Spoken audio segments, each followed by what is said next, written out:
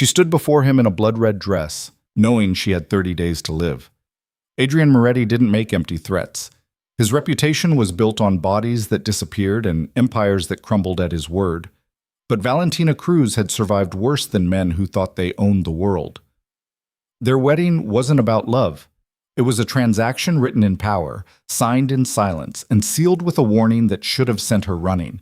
Instead, she looked into his cold eyes and smiled, because she knew something he didn't. Sometimes the prey knows how to hunt. If you want to see how this dangerous game ends, stay with me until the final word.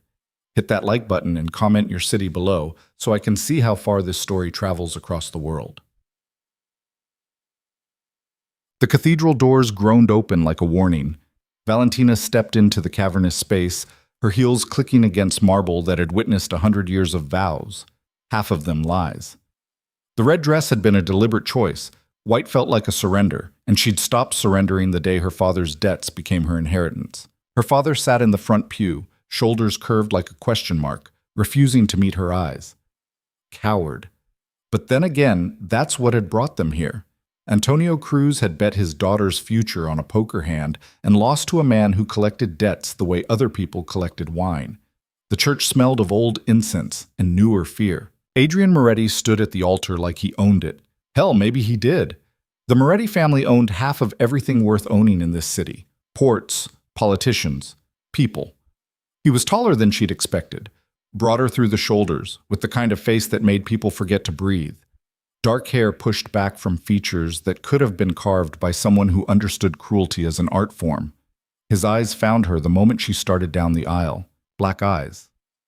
Completely black. Not brown pretending to be dark. Actually black, like looking into a well with no bottom. They tracked her movement with the focused intensity of a predator calculating the exact moment to strike. Valentina had studied photographs, read reports, listened to whispered stories about Adrian Moretti. At 33, he'd turned his family's legitimate real estate empire into a front for operations that made police commissioners retire early and federal prosecutors take sudden vacations. He didn't raise his voice because he didn't need to. When Adrian Moretti spoke, people leaned in to catch every syllable, knowing their lives might depend on it. She reached the altar. The priest looked nervous, his liturgy book trembling in spotted hands. "You came," Adrian said. His voice was low, almost conversational, with an edge that suggested conversation was optional. "You didn't give me a choice."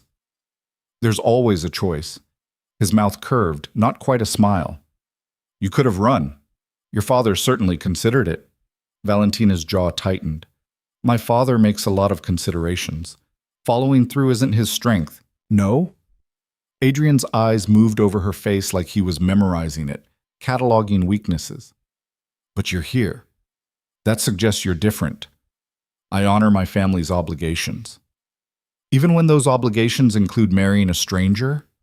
Especially then." Something flickered across his expression. Surprise, maybe, or reassessment. He turned to the priest. "Begin." The ceremony was brief. Traditional vows felt obscene given the circumstances, so they'd settled for the legal minimum.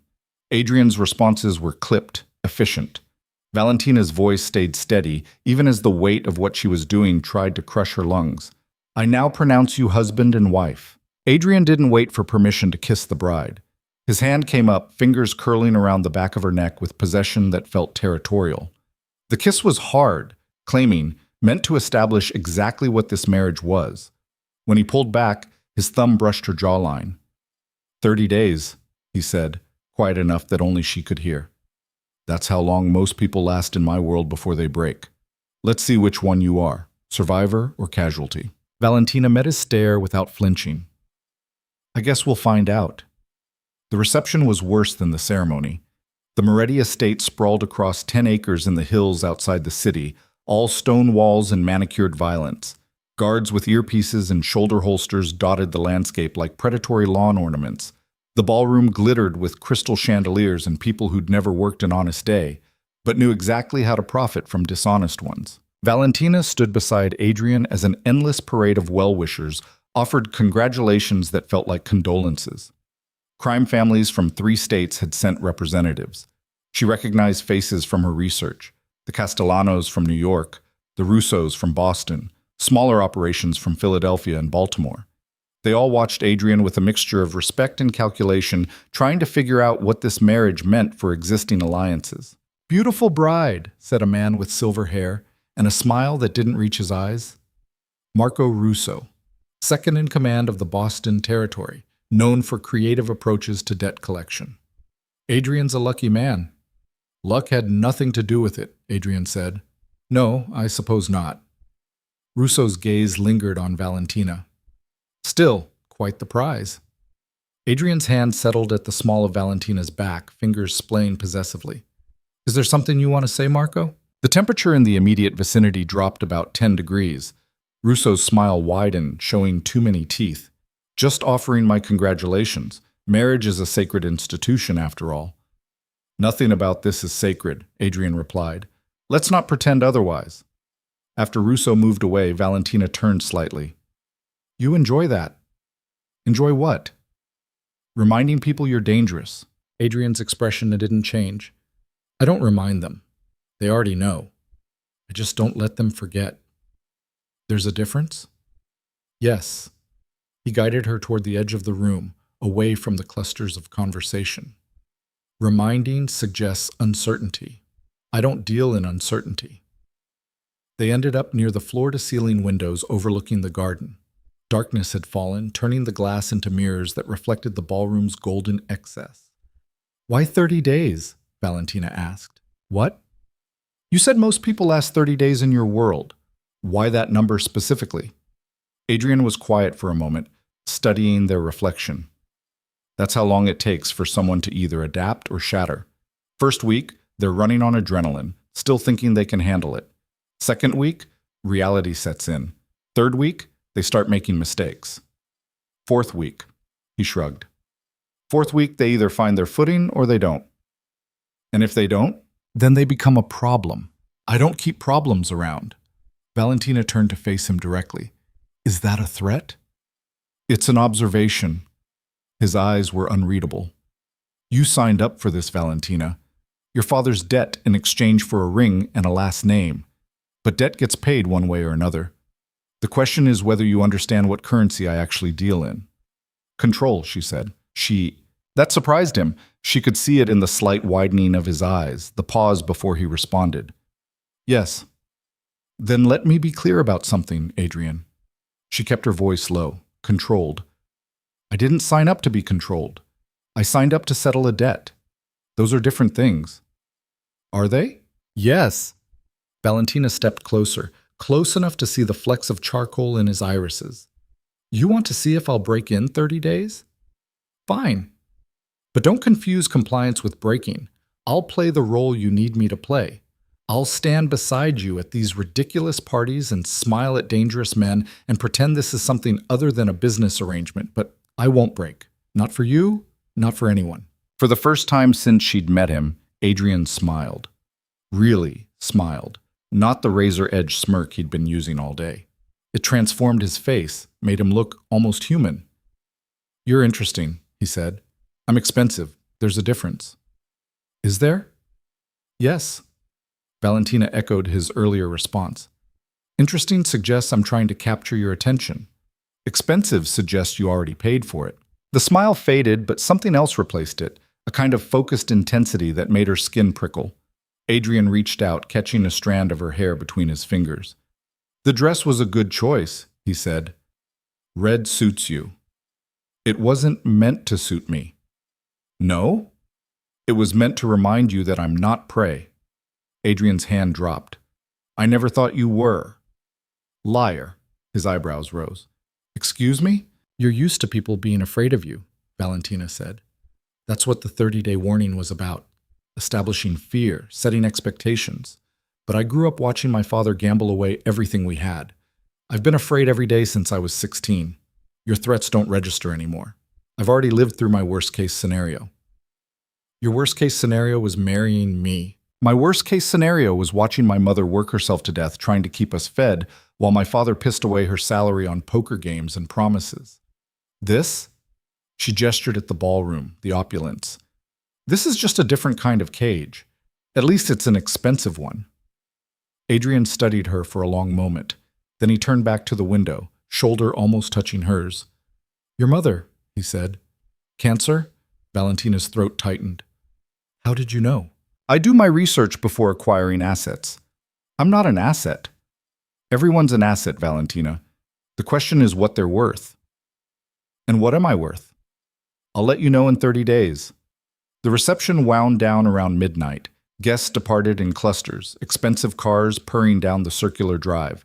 Valentina's father left without saying goodbye, couldn't even look at her. She watched his sedan disappear into the darkness and felt nothing. When the last guest had gone, Adrian dismissed the staff with a gesture. "This way," he said. He led her through corridors lined with art that probably cost more than her childhood home. The estate was a maze of luxury and security, cameras in every corner, guards stationed at key points, doors that locked automatically behind them. They climbed a curved staircase to the second floor. Adrian's suite occupied the entire east wing. The bedroom was massive, king-size bed centered beneath a chandelier that threw complicated shadows across silk sheets. Floor-to-ceiling windows offered a view of the city lights below, twinkling like fallen stars. A door led to a bathroom the size of Valentina's old apartment. "Your things are in the closet," Adrian said, shrugging off his jacket. "Elena unpacked for you." "Who's Elena?" "Housekeeper. She'll introduce herself tomorrow." Valentina walked to the window, arms crossed. Behind her, she heard the rustle of clothing, the clink of a belt buckle. Her pulse kicked up despite her earlier bravado. "I'm not sleeping with you tonight," she said. "I didn't ask you to." She turned. Adrian had stripped down to his pants, revealing a torso that looked like it had been designed in a lab.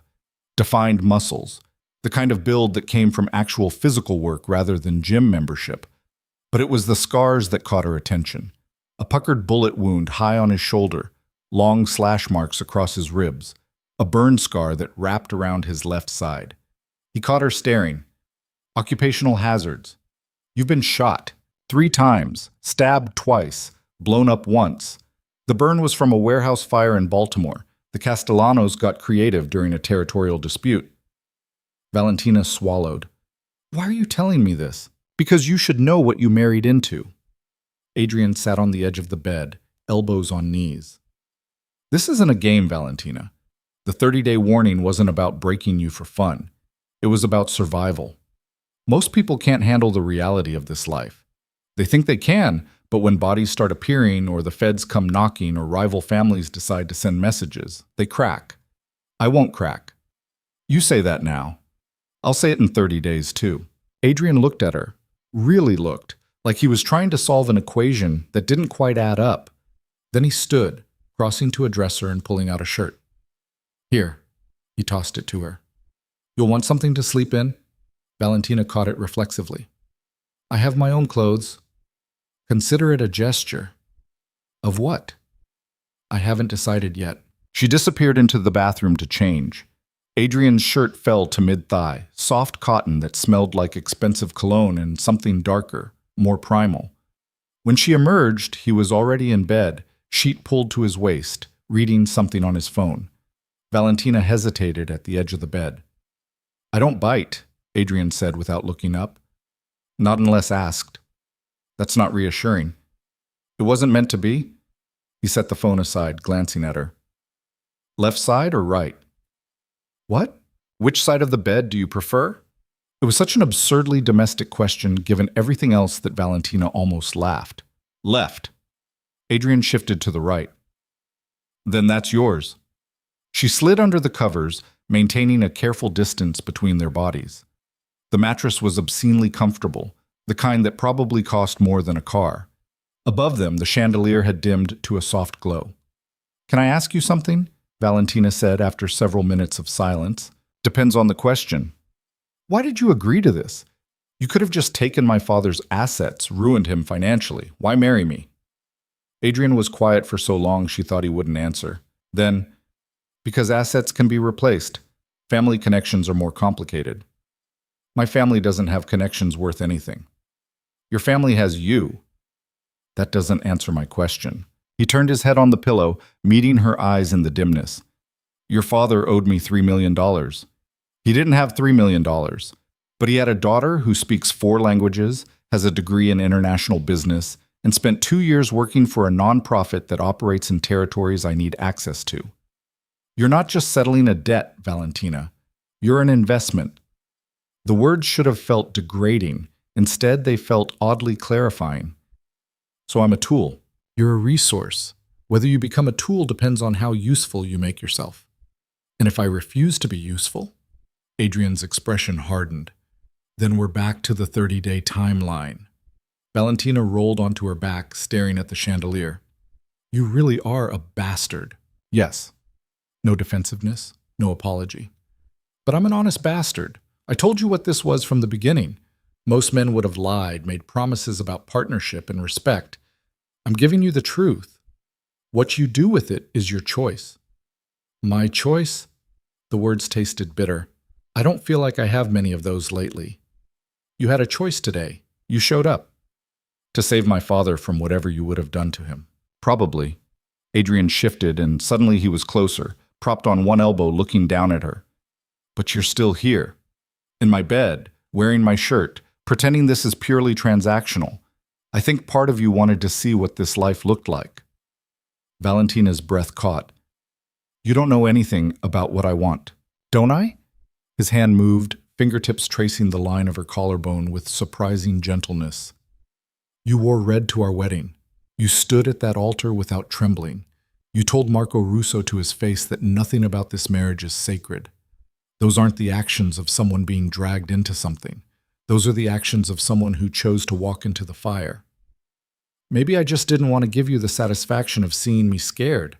Adrian's thumb brushed the hollow of her throat, where her pulse beat visibly. Your heart says otherwise. She should have pushed his hand away, should have reinforced boundaries, maintained distance. Instead, Valentina held his gaze. Fear and attraction aren't mutually exclusive, she said.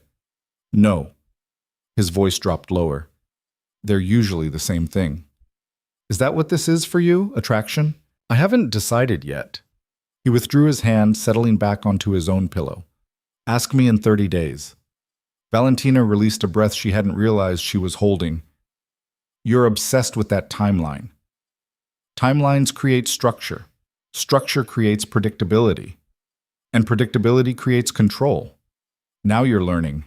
She rolled away from him, facing the window. I'm not going to fall in love with you. I didn't ask you to. Good. Because this is business. You said it yourself. I'm an investment.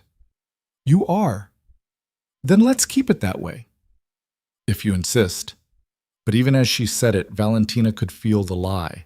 Something had shifted in the space between them. Some invisible line crossed. Adrian Moretti was dangerous in ways that went beyond violence and power. He understood people, knew how to find the cracks in their armor and exploit them. She'd spent the entire day trying to prove she couldn't be broken. Now, lying in his bed, wearing his shirt, she wondered if breaking was even the right word for what was happening. Morning came too early. Valentina woke to an empty bed and the smell of coffee. She found Adrian in the sitting area adjacent to the bedroom, dressed in a charcoal suit, reading a newspaper that probably didn't include any of his actual business dealings. There's coffee, he said without looking up. And Elena left breakfast in the kitchen. Valentina poured herself a cup, black. Do you always wake up this early? I don't sleep much. Bad dreams? Something like that. He folded the newspaper. We have a meeting at 10. We? You're my wife. That comes with responsibilities. What kind of meeting? Adrian's expression shifted into something harder, more businesslike. The Castellanos are unhappy about a shipping contract. They think I undercut them on port access fees. We're going to explain why they're wrong. By explain, you mean, I mean exactly what I said. This is business, Valentina. Sometimes business requires negotiations. Sometimes it requires demonstrations of force. Today, it requires both. Valentina set down her coffee cup carefully. You want me to come to a meeting where you're going to threaten people. I want you to come to a meeting where you're going to sit beside me and look like you belong there. What I do or don't threaten is irrelevant to your role. And what is my role? Proof that I'm building something beyond myself. Adrian stood, buttoning his jacket. The families respect tradition, marriage, legacy, succession. These things matter in our world. You being there sends a message. that you're settled, stable, that I'm invested in the future. He checked his watch. You have an hour. Elena will help you find something appropriate to wear. He left without waiting for a response. Valentina finished her coffee in silence, mind racing. This was the reality she'd signed up for, not just the mansion and the expensive sheets, but the meetings and the messages and the constant performance of power. Elena turned out to be a woman in her 50s with kind eyes and hands that knew how to keep secrets. She helped Valentina navigate the massive closet, pulling out a navy dress that managed to look professional and expensive without being overtly sexual. Mr. Moretti has very specific tastes, Elena said, fastening the zipper. But I think you'll manage just fine. Has he done this before? Done what? The marriage thing, bringing someone into this world. Elena's expression became carefully neutral. Mr. Moretti's personal life is his own business. That's not an answer. No. Elena stepped back, examining Valentina critically. But it's the only one I can give you. Her expression softened slightly. However, I will say this. I've worked for the Moretti family for 23 years. I've seen a lot of people come and go. You're the first one who looks like she might actually survive. Survive or last 30 days? Elena smiled. Maybe both. The meeting took place in a warehouse near the docks. Valentina rode in the back of Adrian's SUV, flanked by guards, who looked like they bench-pressed shipping containers for fun. The city slid past the tinted windows, gleaming downtown towers giving way to industrial sprawl. Ground rules, Adrian said without looking at her. You don't speak unless spoken to. You don't react to anything you hear. You sit beside me and you look like this is exactly where you belong. Can you do that? Yes. I need you to be sure, Valentina. The Castellanos aren't just business rivals. They're dangerous people who will exploit any perceived weakness. If they think you're uncomfortable or out of your depth, I said yes. She met his eyes in the rearview mirror. I can handle this. Adrian nodded once. Good. The warehouse was exactly what she expected. Concrete floors, harsh lighting, the smell of salt water and rust. A table had been set up in the center, surrounded by chairs that looked like they'd been stolen from a high school cafeteria. 3 men waited for them. Valentina recognized the one in the center from her research. Vincent Castellano, head of the New York territory, 62 years old, responsible for at least 17 known murders, and probably 3 times that many unknown ones. The men flanking him were younger, harder, with the kind of faces that had seen too much violence to ever look entirely human again. Adrian didn't acknowledge them immediately. He circled the table slowly, forcing them to wait, establishing hierarchy through silence. Finally, he sat. Valentina took the chair beside him. Vincent, Adrian said, you wanted to talk about port fees. Castellano leaned back, fingers steepled. Your memory's getting worse, Adrian. We wanted to talk about you stealing our contracts. I didn't steal anything. I offered better terms. You undercut us by 30%. That's not better terms. That's war. Adrian's expression didn't change. If it was war, Vincent, we wouldn't be having this conversation. We'd be counting your bodies. The temperature in the room dropped. The men flanking Castellano tensed, hands moving toward concealed weapons. Valentina kept her face perfectly neutral even as her heart tried to jackhammer through her ribs. Castellano's eyes flicked to her, then back to Adrian. You brought your bride to a business meeting. How modern. My wife goes where I go. Dangerous habit. Women are liabilities in this business. Some women. Adrian's hand found Valentina's under the table, fingers lacing through hers. The gesture looked possessive, but his grip was steady, grounding. Mine isn't. Castellano smiled. We'll see. The 30-day timer starts now, doesn't it? So that was part of it. The timeline wasn't just Adrian's private test. It was known, discussed, maybe even bet on. What's your point, Vincent? Adrian's voice went colder. My point is that you're making changes. Marriage, expansion, aggressive contract negotiations. It suggests either strength or desperation. I'm trying to figure out which. And I think you're overextended. Castellano leaned forward. I think you married this girl to create an appearance of stability, while you scramble to consolidate territory you can't actually hold. I think the port contracts are a desperate grab for revenue to fund operations that are bleeding money. Adrian was utterly still. You're wrong. Am I? Castellano's gaze shifted to Valentina. Tell me, Mrs. Moretti, do you know what your husband does with women who disappoint him? Every instinct screamed at Valentina to stay silent. But something in Adrian's grip, a subtle pressure, not quite a signal but close, made her reconsider. She met Castellano's eyes. I imagine the same thing he does with men who waste his time. He stops working with them. Castellano blinked. Excuse me? You came here to intimidate me, to see if I'd crack under pressure, which would confirm your theory about my husband's stability. Valentina kept her voice level. But I'm not cracking, which means your theory needs adjustment.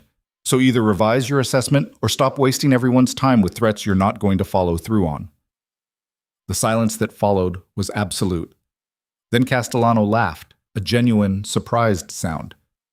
Well, she's got spine, I'll give you that. Adrian's grip on Valentina's hand tightened briefly, then released.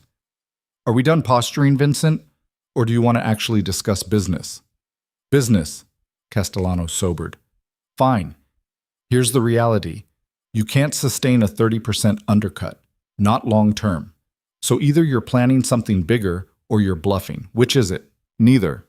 Adrian pulled a folder from his jacket, sliding it across the table. I have new infrastructure coming online next quarter. Automated systems, reduced labor costs, direct shipping arrangements with 3 new Asian ports. I'm not undercutting you, Vincent. I'm operating in a different economic model. You can try to match it, or you can find a different revenue stream, but you're not stopping me. Castellano opened the folder, scanning documents.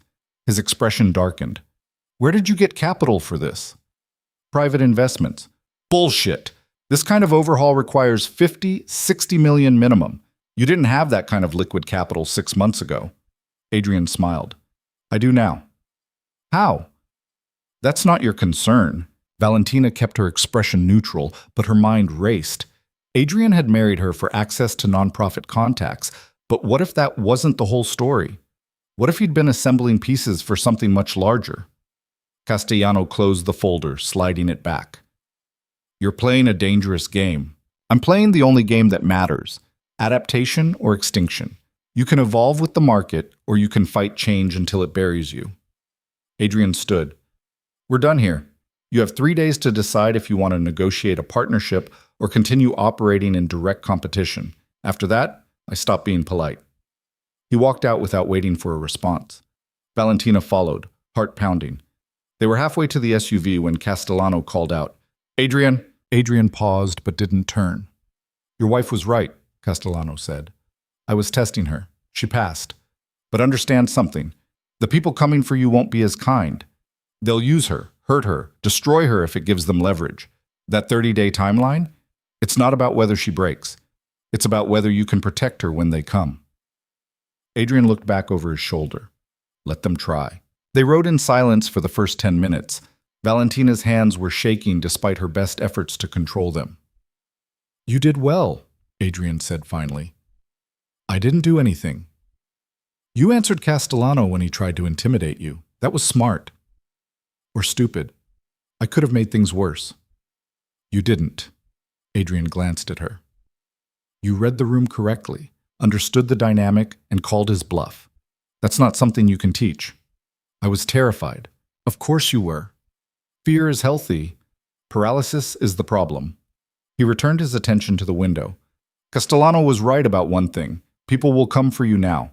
Being my wife makes you a target. Is that the real reason for the 30-day warning? To see if I can handle being used as leverage?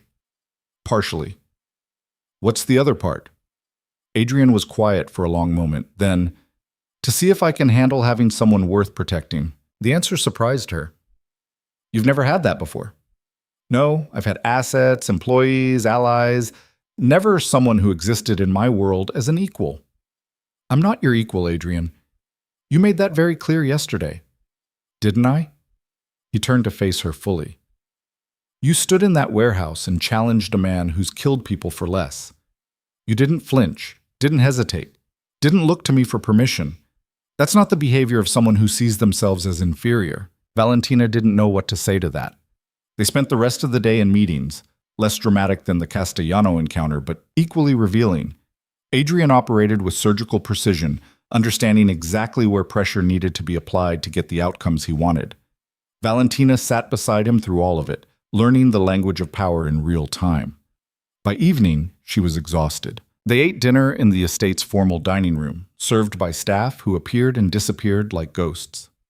Adrian asked about her nonprofit work, and Valentina found herself talking about infrastructure projects in Southeast Asia, corruption challenges, the complicated intersection of humanitarian work and local politics.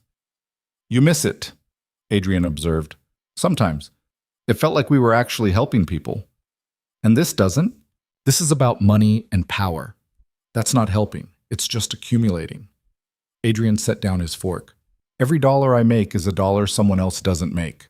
That changes lives, Valentina. Maybe not in ways you'd consider noble, but change doesn't care about nobility. It cares about force. That's a bleak way to see the world. It's an honest way. You spent 2 years building wells and training farmers. How many of those projects survived after you left?" The question hit harder than it should have. Some. "And the others?" "Corruption, equipment failure, shifting political dynamics." She met his eyes. "I know the limitations of what I was doing." "Then you understand that power, real power, is the only thing that actually creates lasting change. Your wells helped villages. My infrastructure changes regions. The scale is different, but the principle is the same. Except your changes come with body counts. So did yours. You just didn't see them." Valentina flinched. "That's not fair." "It's completely fair. Every project you built shifted local economies. Someone lost market share. Someone else gained influence. Existing power structures were disrupted. You think that happened without consequences? Without violence?" Adrian leaned forward. "The difference between us isn't morality, Valentina. It's visibility. I do my damage where people can see it. You did yours behind organizational letterheads and quarterly reports." She wanted to argue, but the words stuck in her throat, because he wasn't entirely wrong. "I hate that you're right about that," she said finally. "I usually am." "Don't let it go to your head." Adrian smiled. "Too late." That night, lying in the darkness with Adrian's breathing steady beside her, Valentina replayed the day. The meeting with Castellano, the way Adrian had gripped her hand under the table, the 30-day timeline that apparently everyone knew about. "Can I ask you something?" she said quietly. "You're going to anyway." "What happens after 30 days, if I make it?" Adrian shifted, and she felt him turn toward her in the darkness. "I haven't decided yet." "That's not an answer."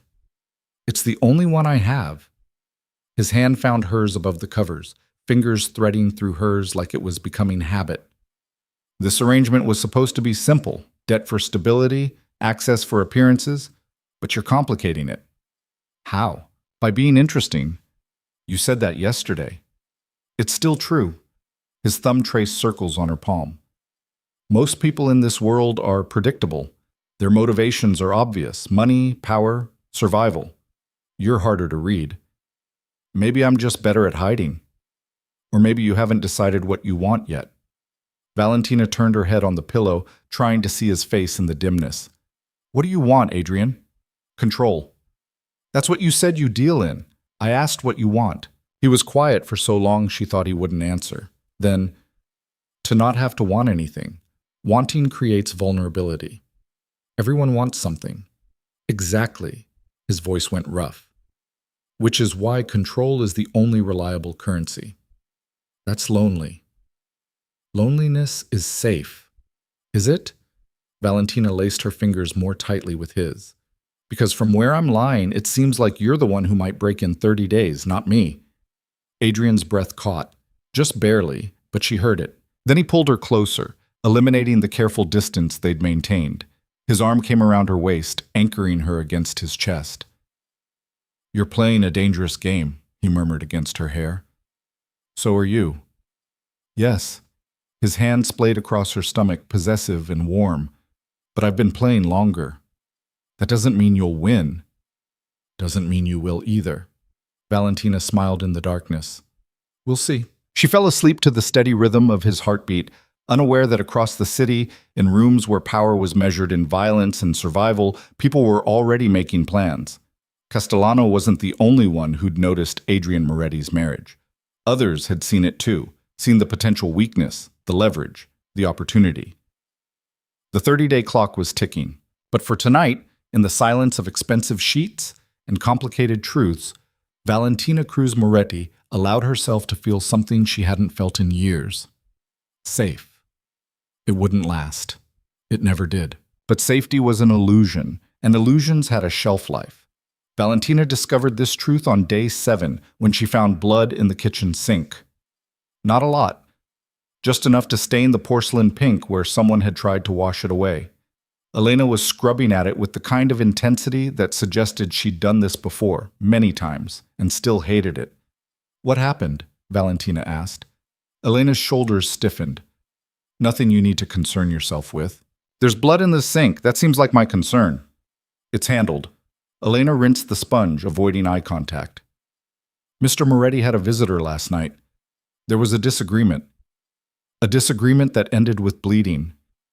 "Yes." Valentina leaned against the counter, arms crossed. "Where is he now?" "Mr. Moretti is in his office. The visitor left through the service entrance." Elena's tone made it clear exactly how the visitor had left. Probably horizontal, possibly in pieces. "Does this happen often?" Elena finally met her eyes. "Mrs. Moretti, if you're going to survive here, you need to understand something. This house has rules. The first rule is that some things aren't your business until Mr. Moretti decides they are. Blood in the sink falls into that category.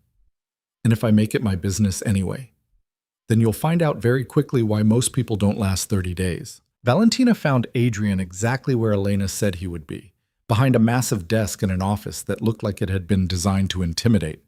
Floor-to-ceiling bookshelves, dark wood paneling, windows that offered a view of the entire estate. He was reading something on his laptop, shirt sleeves rolled up, tie discarded. There was a bruise forming along his jaw. "I didn't hear you come in," he said without looking up. "You weren't meant to." Valentina closed the door behind her. "Want to tell me about the blood in the kitchen?" "No." "Want to tell me about the bruise on your face?" "Also no." Adrian finally glanced at her. "Elena should have cleaned that up before you saw it." She tried. "I'm an early riser." Valentina crossed to the desk, studying him. The bruise was fresh, purpling at the edges. His knuckles were scraped raw. "Who was it?" "A problem that needed solving." "That's not an answer." "It's the only one you're getting." Adrian closed his laptop, giving her his full attention. "Why are you here, Valentina? We established ground rules. This falls outside them." "Your ground rules included me sitting through business meetings and playing the dutiful wife at social functions. They didn't include ignoring violence that happens under the same roof where I sleep." "Then consider the rules amended. What happens in this house when you're not present is not your concern." Valentina's jaw tightened. "You're bleeding on your shirt collar." Adrian's hand went to his neck, fingers coming away with a smear of red. He frowned at it like it was a minor inconvenience. "Must have missed that." "Let me see." "It's fine." "Adrian." She moved around the desk, not asking permission. "Let me see." For a moment she thought he'd refuse. Then he tilted his head, exposing the wound, a shallow cut just below his ear, probably from a blade. Not deep enough to be dangerous, but ugly. Valentina pulled a tissue from the box on his desk, pressing it against the cut. Adrian's hand came up, covering hers. "I don't need you to take care of me," he said quietly. "Too bad. You married me, remember? That comes with responsibilities."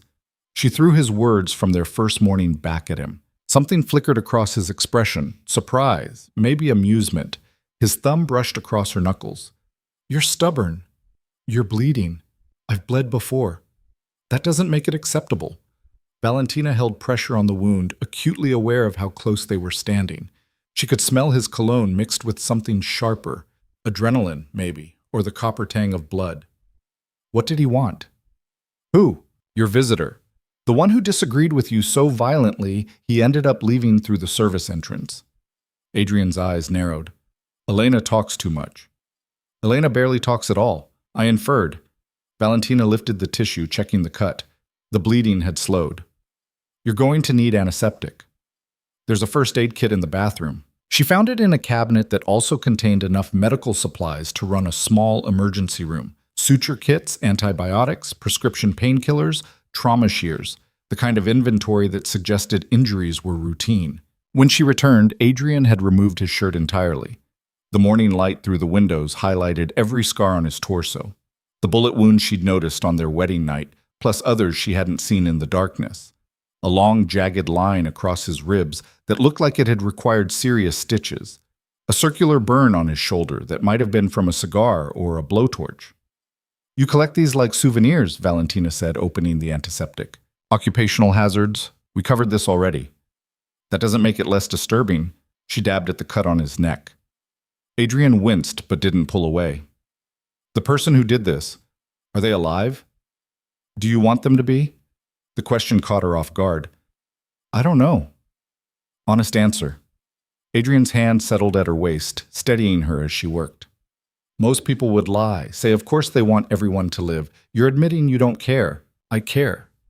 I just don't know if I care enough to want mercy for someone who hurt you." Hurt is a strong word. He got one cut in before I put him down. Put him down. Valentina stepped back, studying his face. Like an animal. He came here to kill me, Valentina. Mercy wasn't on the table. Who sent him? That's what I was finding out when he decided a knife was easier than conversation. Adrian stood, crossing to the bar cart in the corner. He poured 2 fingers of whiskey despite the early hour. He was Russo's. Marco's trying to test boundaries, see if yesterday's meeting created any weaknesses. Because of me. Because of the appearance of me having attachments. He drank half the whiskey in one swallow. Castellano wasn't the only one watching. Russo sees an opportunity. New wife means divided attention, possible leverage. He sent someone to probe defenses. Valentina's stomach dropped. They're coming after me. They're thinking about it. There's a difference. Adrian refilled his glass. But yes, your presence has created complications. I told you this would happen. You told me I'd be a target. You didn't tell me people would show up at the house with knives. Would it have changed anything? You still would have married me. Your father's debt would still exist. The timeline would still be running. He met her eyes over the rim of his glass. You knew what you were walking into. Knowing and experiencing are different things. Yes. Adrian set down the glass, closing the distance between them. Which is why most people break. Theoretical danger is manageable. Actual blood is harder to rationalize. Valentina lifted her chin. I'm not breaking. No. His hand came up, fingers tracing the line of her jaw. You're angry instead. That's better. Better how? Anger is useful. Fear paralyzes, but anger drives action. His thumb brushed her lower lip.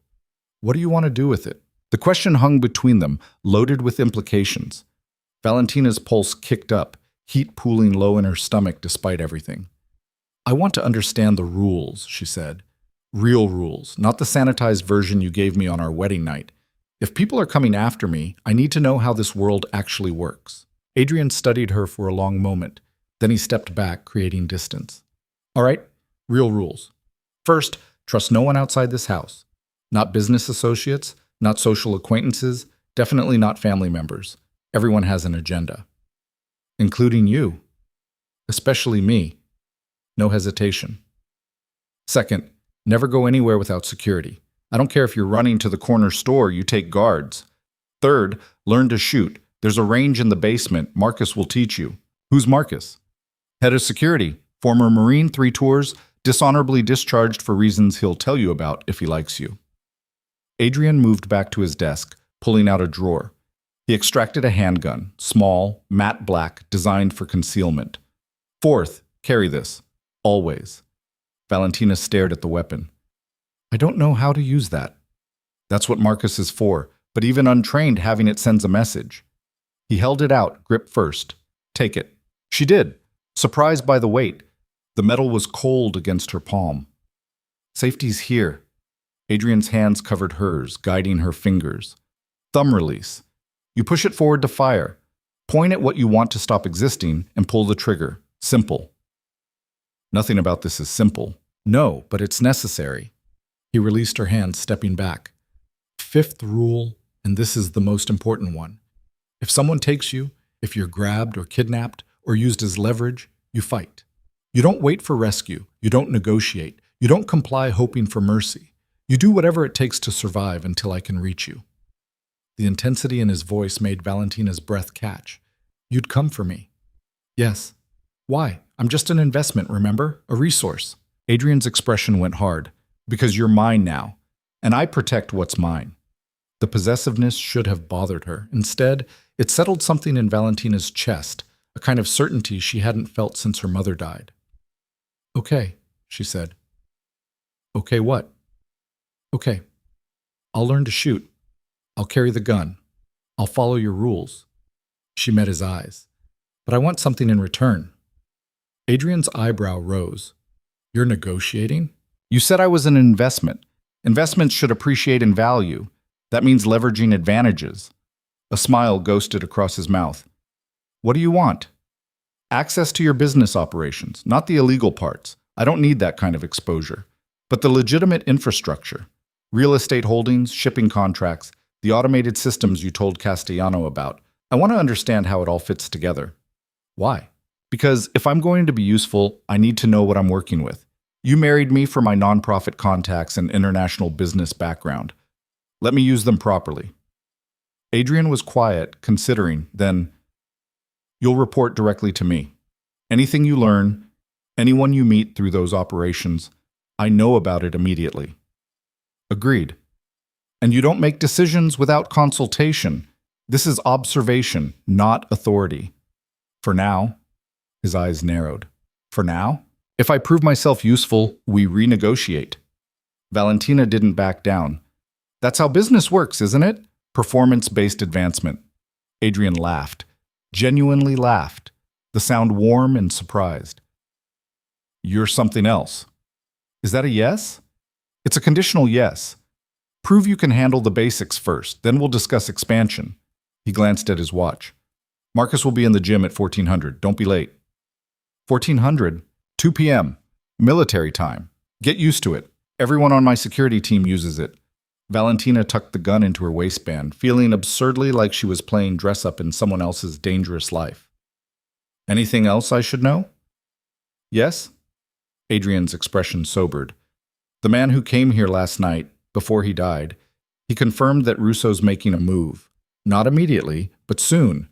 The next 2 weeks are going to be complicated. Complicated how? The kind of complicated where you don't leave the estate without armed escorts, and I sleep with my gun on the nightstand. He picked up his laptop, clearly dismissing her. We have a charity gala Friday night. Black tie, high society, absolutely crawling with people who'd love to see me fail. You'll need to be perfect. I'm always perfect.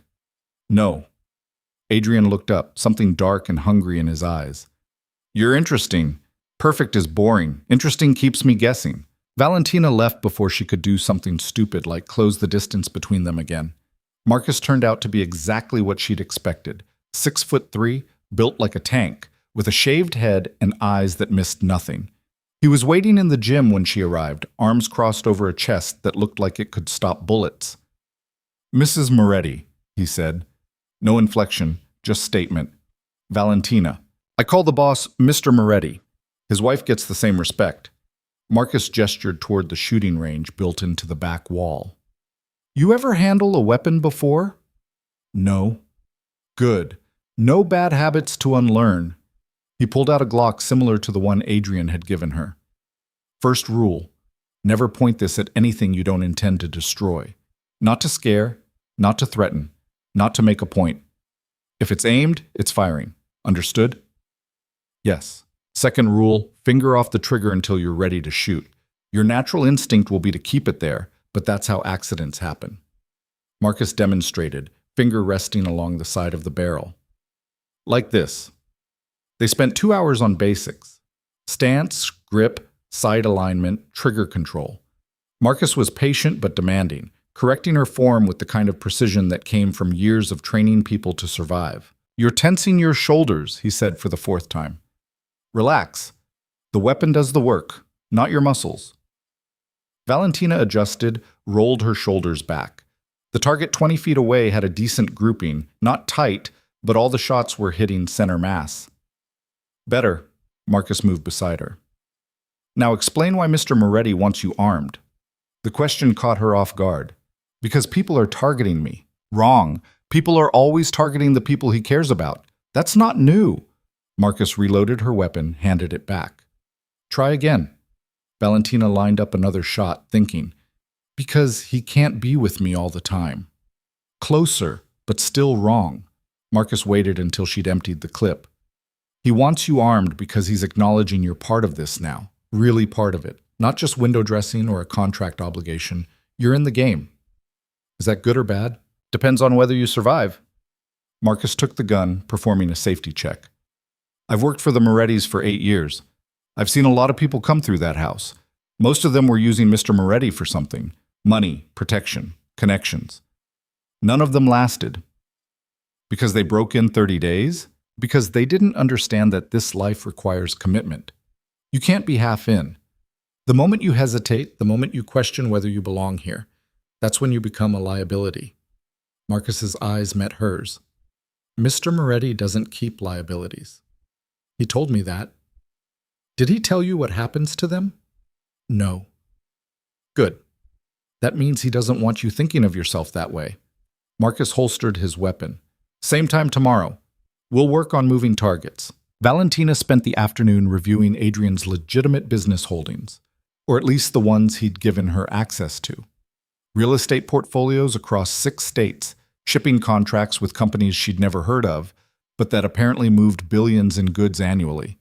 Infrastructure development projects that reminded her uncomfortably of her nonprofit work. It was all legal, technically, but there were gaps in the paperwork, places where money disappeared and reappeared in different forms, shell companies nested inside other shell companies like Russian dolls of financial obfuscation. She was cross-referencing a shipping manifest when Adrian appeared in the doorway. Finding anything interesting? He asked. Several things. Want me to list them? Please. Valentina turned her laptop screen toward him. These 3 shipping contracts, the pricing doesn't make sense. You're moving containerized goods at a loss unless there's something else being transported that's not on the manifest. Go on. The real estate holdings in Baltimore, 6 properties purchased through different LLCs, but all renovated by the same contractor at the same time. That's not coincidence, that's coordination. You're building infrastructure for something. Adrian leaned against the doorframe, arms crossed. And the automated port systems you mentioned to Castellano, the capital for that came from liquidating assets in 3 other cities. You're consolidating, pulling resources into specific territories. Valentina met his eyes. You're preparing for expansion, major expansion. Very good. What am I missing? Nothing. Adrian crossed to her, spinning the chair so she faced him. You just identified 3 years of strategic planning in one afternoon. That's exactly why I married you. The nonprofit contacts were a cover story, partially. They're useful but not essential. His hands braced on the armrests, caging her in. What I needed was someone who could see patterns, make connections, understand complex operations without needing everything spelled out. Most people in this business are specialized. They know violence or money laundering or political corruption. They can't see how it all fits together. But you think I can? I know you can. You just proved it. Valentina's pulse quickened. What are you planning, Adrian?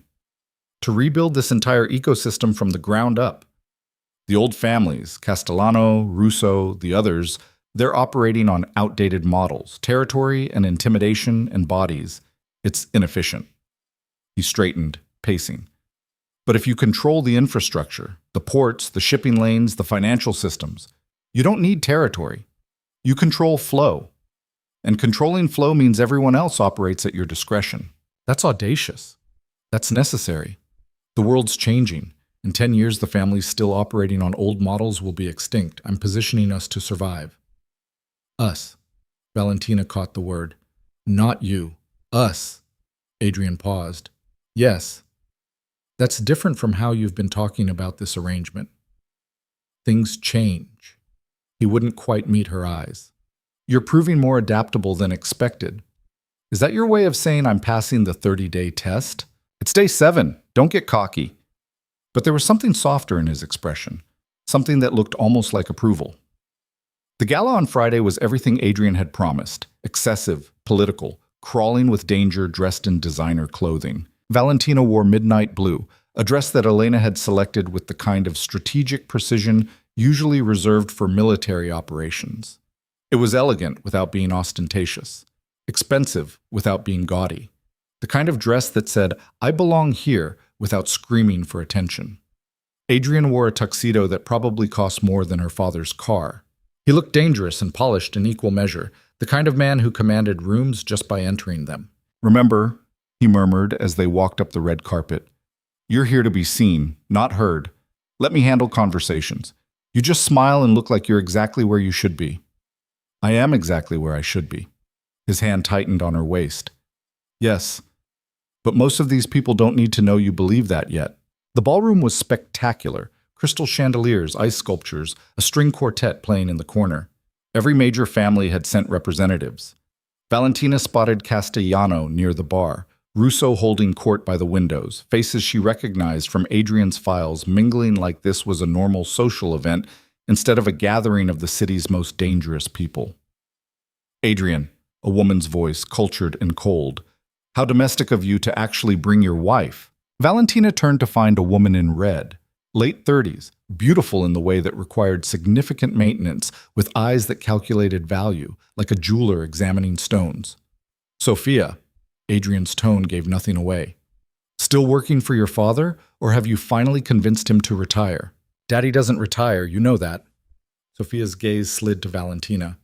"And you must be the famous Valentina Cruz." "Sorry. Moretti now, isn't it? I keep forgetting Adrian actually went through with the wedding." "Sofia Castellano," Adrian said, Vincent's daughter. "She runs their legal operations." "Legal being a generous description," Sophia said with a smile that had teeth. "I make problems disappear through paperwork instead of violence. Less messy." Her eyes traveled over Valentina's dress. "That's beautiful. Custom?" "Elena chose it." "Elena has excellent taste. Almost as good as Adrian's, and his is notoriously difficult to satisfy." The implication hung in the air like smoke. Adrian's hand pressed against Valentina's back. A warning, maybe, or a claim. "If you're trying to make her uncomfortable, Sophia, you'll have to try harder. Valentina doesn't rattle easily." "Is that so?" Sophia's smile widened. How refreshing. The last woman Adrian brought to one of these events spent half the night in the bathroom crying. "I don't cry in public," Valentina said evenly. "We'll see about that. The night's young?" Sophia raised her champagne glass in mock toast. "Enjoy the gala. And Adrian, Daddy wants a word later, something about those port contracts." She drifted away, leaving tension in her wake. "Ex-girlfriend?" Valentina asked. "Business associate." "Who you slept with?" Adrian's jaw tightened. "Past tense. Years ago. Irrelevant." "She doesn't think it's irrelevant. Sofia Castellano thinks everything is relevant if it gives her leverage. Ignore her." But ignoring Sophia proved impossible. The woman circled back throughout the evening, always with another pointed comment, another subtle dig. By the time dinner was served, Valentina's patience was wearing thin. They were seated at a table with 3 other couples, all connected to various family operations, all watching Valentina like she was a fascinating science experiment. The conversation was superficial, carefully avoiding anything actually important, until Russo's wife brought up children. "You must be thinking about starting a family," she said, smiling at Valentina. "Adrian's what, 33? Perfect age for fatherhood." Valentina felt Adrian go still beside her. "We haven't discussed it," she said carefully. "Oh, but you should. Children are so important in our world. Legacy, you know. Continuity." The woman's smile sharpened. "Of course, that requires a certain level of commitment. Some marriages are more temporary than others." The 30-day timeline. She was talking about the 30-day timeline. "Our marriage is as permanent as any other," Valentina said. "Is it?" Sophia had appeared behind them, champagne glass in hand. "Forgive me for being direct, but everyone here knows the arrangement, your father's debt for Adrian's stability. It's practically a business merger. Those don't usually involve nurseries and baby names." The table had gone quiet, everyone watching. Adrian's hand found Valentina's under the table, fingers lacing through hers. "Our personal plans are our business, Sophia." "Of course they are. I'm just saying what everyone's thinking." Sophia leaned closer, voice dropping. You can't build a legacy on a transaction, Adrian. Eventually, you'll have to decide if she's worth keeping for reasons beyond her father's debt. Valentina felt something snap inside her, not anger exactly, but a kind of crystalline clarity. She stood, Adrian's hand still in hers. "Excuse us." She pulled him onto the dance floor before he could object, one hand on his shoulder, the other still gripping his fingers. The orchestra was playing something slow, classical. "What are you doing?" Adrian asked quietly. "Giving them something to talk about that isn't business transactions." Valentina met his eyes. "Dance with me like you actually want to be here." "I don't dance." "You do tonight." For a moment she thought he'd refuse. Then his arm came around her waist, pulling her close enough that she could feel his heart beating against her chest. They moved together, not quite in sync, but close enough.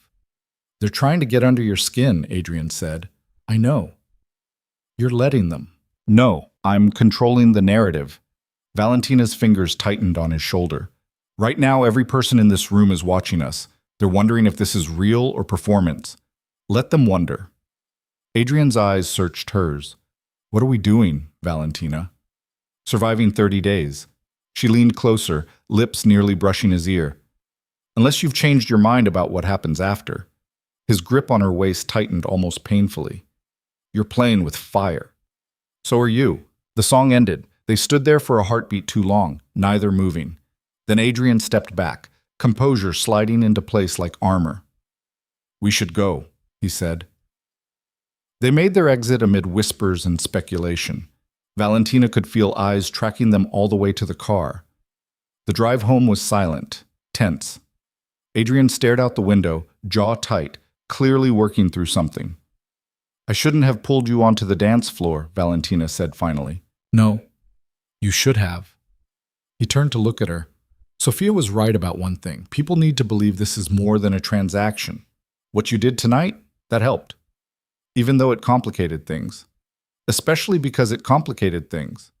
Adrian's expression was unreadable. Complications make you harder to predict. That's useful. "Is that all I am? Useful?" "No." The word came out rough. "But I don't know what else to call you yet." They pulled through the estate gates. Home. Except it didn't quite feel like home. More like a fortress where Valentina was learning to live alongside danger. Inside, Adrian poured himself whiskey, offering her one. She took it. "How many more of these events?" she asked.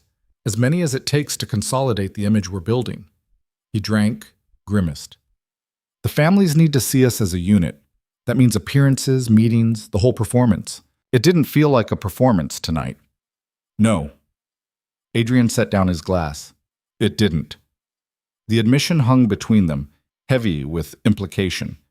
Valentina closed the distance, stopping inches from him. "What happens in 23 days, Adrian? When the timeline runs out?" "I don't know." "You're lying." "Yes." He reached out, fingers tracing her cheekbone. "I know exactly what I want to happen. I'm just not sure I should want it." "Why not?" "Because wanting things makes you vulnerable. And vulnerability in this world gets you killed." His thumb brushed her lower lip. "You're a complication I didn't plan for. You married me. For strategic reasons.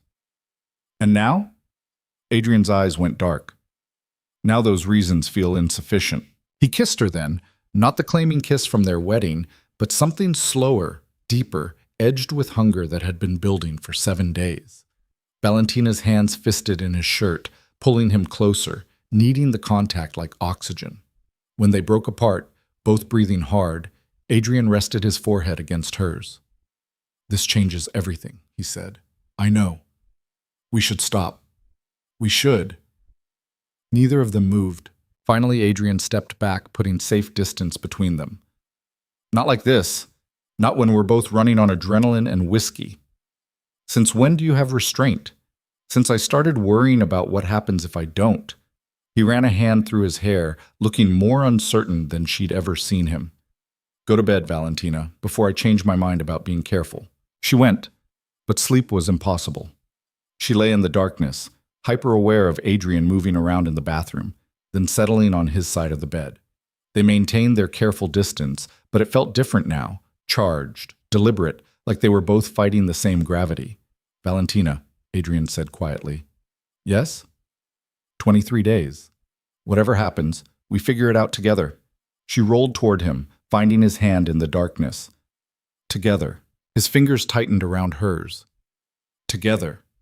Outside, the city glittered with 1,000 dangerous promises. Inside, two people who'd started as a transaction were becoming something neither of them had words for yet. The 30-day clock kept ticking.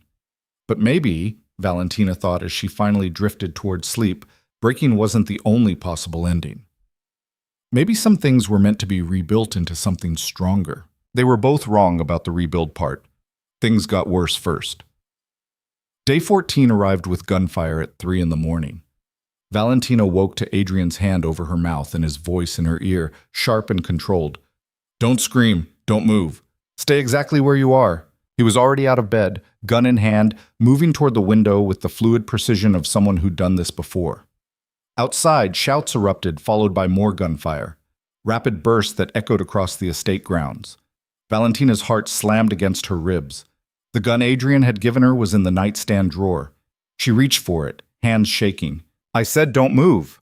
Adrian didn't look at her, eyes scanning the darkness beyond the glass. Marcus has the perimeter. This is contained. Contained doesn't sound like the right word when people are shooting. Contained means they're not in the house yet. He pressed something on his phone. Marcus, status. Valentina couldn't hear the response, but she watched Adrian's expression shift, calculation, then something colder. How many? A pause. Copy that. I'm coming down. You're not leaving me here, Valentina said. Yes, I am. The safest place right now is this room. It's reinforced, cameras everywhere, panic button behind the headboard. Adrian moved to the closet, pulling on pants and a shirt with mechanical efficiency. You don't move until I come back or Marcus gives you the all clear. Adrian, he crossed to her, gripped her face between both hands. Listen to me very carefully. This is Russo making his move. We knew it was coming. I need you to trust that I can handle it, which means I need you to stay here and not become a liability I have to protect while dealing with armed men on my property. Can you do that? Valentina's throat was tight, but she nodded. Good girl. He kissed her forehead, quick and hard. Then he was gone, door locking automatically behind him. The gunfire intensified. Valentina pressed herself against the headboard, gun gripped in both hands the way Marcus had taught her, listening to her own heartbeat drown out rational thought. Somewhere below, men were trying to kill her husband. Men who'd come here because of the exact complications she'd helped create by making their arrangement look real at the gala. Sophia's voice echoed in her memory. You can't build a legacy on a transaction. Maybe not, but apparently you could start a war with one. The shooting stopped. Silence rushed in to fill the space, somehow worse than the noise. Valentina counted her breaths, trying to slow her racing pulse. 1 minute, 3, 5. Her phone buzzed. Text from Adrian. Contained. Stay put. She waited. 10 minutes stretched into 20. Her hands were cramping around the gun when she finally heard footsteps in the hallway. Measured, controlled, definitely not running from anything. The door opened. Adrian stood there, shirt torn at the shoulder, smear of blood across his jaw that probably wasn't his. His eyes found her immediately, scanning for damage. You're okay, he said. Statement, not question. I'm fine. You're bleeding. Not my blood. He crossed to the bathroom, running water in the sink. Valentina followed, watched him scrub red from his hands with the kind of thoroughness that suggested this was routine. How many? She asked. 4. Russo sent them over the east wall, probably figured weekend security would be lighter. Adrian dried his hands, meeting her eyes in the mirror. They were wrong. Are they dead? 3 are. 4th one's in the basement answering questions. The casual way he said it made Valentina's stomach drop. Questions. About who sent them, what the objective was, whether this was reconnaissance or an actual assassination attempt. Adrian turned to face her. Standard protocol. There's nothing standard about torturing someone in your basement. I'm not torturing him. Marcus is. He said it like there was a meaningful distinction. I'm just going to verify the information once Marcus is done. Valentina set down the gun she'd been clutching, hands shaking now that the immediate danger had passed. This is because of what I did at the gala. Because I made them think we're actually... No, Adrian cut her off. This is because Russo's been planning a move for months and the gala gave him a convenient excuse to accelerate his timeline. You didn't cause this, Valentina. You just gave him cover to do what he was always going to do. That's a thin distinction. It's an important one. He stepped closer, hand settling on her shoulders. You need to understand something. This life, these conflicts, they're not about you specifically. They're about power and territory and men who can't accept that the world is changing. Russo sees my expansion as a threat. He'd be coming after me regardless of whether I had a wife or not. But having one gives him leverage. Potentially, if I let it. Adrian's grip tightened. Which I won't. You're not leverage, Valentina. You're not a weakness. You're... He stopped, jaw working like he was physically wrestling with the words. I'm what? She asked quietly. I don't know yet. Something I didn't account for. His thumb brushed her collarbone. Marcus wants me downstairs. Stay in the room until sunrise, then move to my office. Don't go anywhere without security, understood? Yes. He left. Again. Valentina stood in the bathroom, staring at her reflection, trying to reconcile the woman looking back at her with who she'd been 2 weeks ago. That version of herself wouldn't have held a gun steady while men died on the grounds. Wouldn't have calmly asked about casualties like she was discussing weather. This version did both without flinching. She wasn't sure what that said about her. Sunrise came eventually. Valentina showered, dressed in dark jeans and a sweater that felt like armor, made her way downstairs flanked by 2 guards whose names she didn't know. The estate looked normal. No bodies, no blood, no evidence that anything violent had occurred. But there were more guards.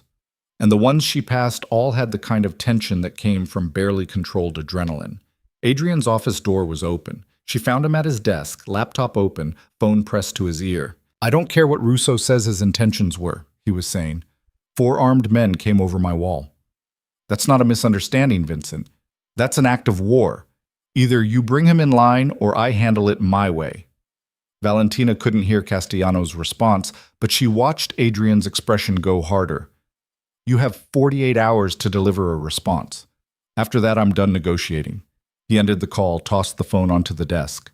Valentina, sit. She took the chair across from him. What did he say? That Russo's claiming it was a protective measure, that he'd heard rumors about my stability and wanted to verify I could still defend my territory. Adrian's laugh was hollow. Load of shit, but it gives the families political cover to not take sides yet. And in 48 hours? Either Russo publicly backs down and pays reparations, or we go to war properly. No more probing attacks, no more testing boundaries. Actual war. Valentina absorbed that. Can you win? Yes, but it'll be expensive, in money, in lives, in political capital. I'd rather spend on expansion than conflicts. Adrian leaned back, studying her. You're taking this well. What's the alternative, falling apart? Most people would. I'm not most people. She met his eyes. You keep testing me on that. At some point, you're going to have to accept I mean it. Something shifted in his expression, the hard edges softening just slightly. The man in the basement confirmed it was Russo's order, direct, explicit, with a bonus structure for successfully bringing you back alive. Valentina's breath caught. They were here for me. Yes. Russo's operating theory is that taking you removes my stabilizing factor and creates chaos he can exploit. Adrian stood, moved to the window.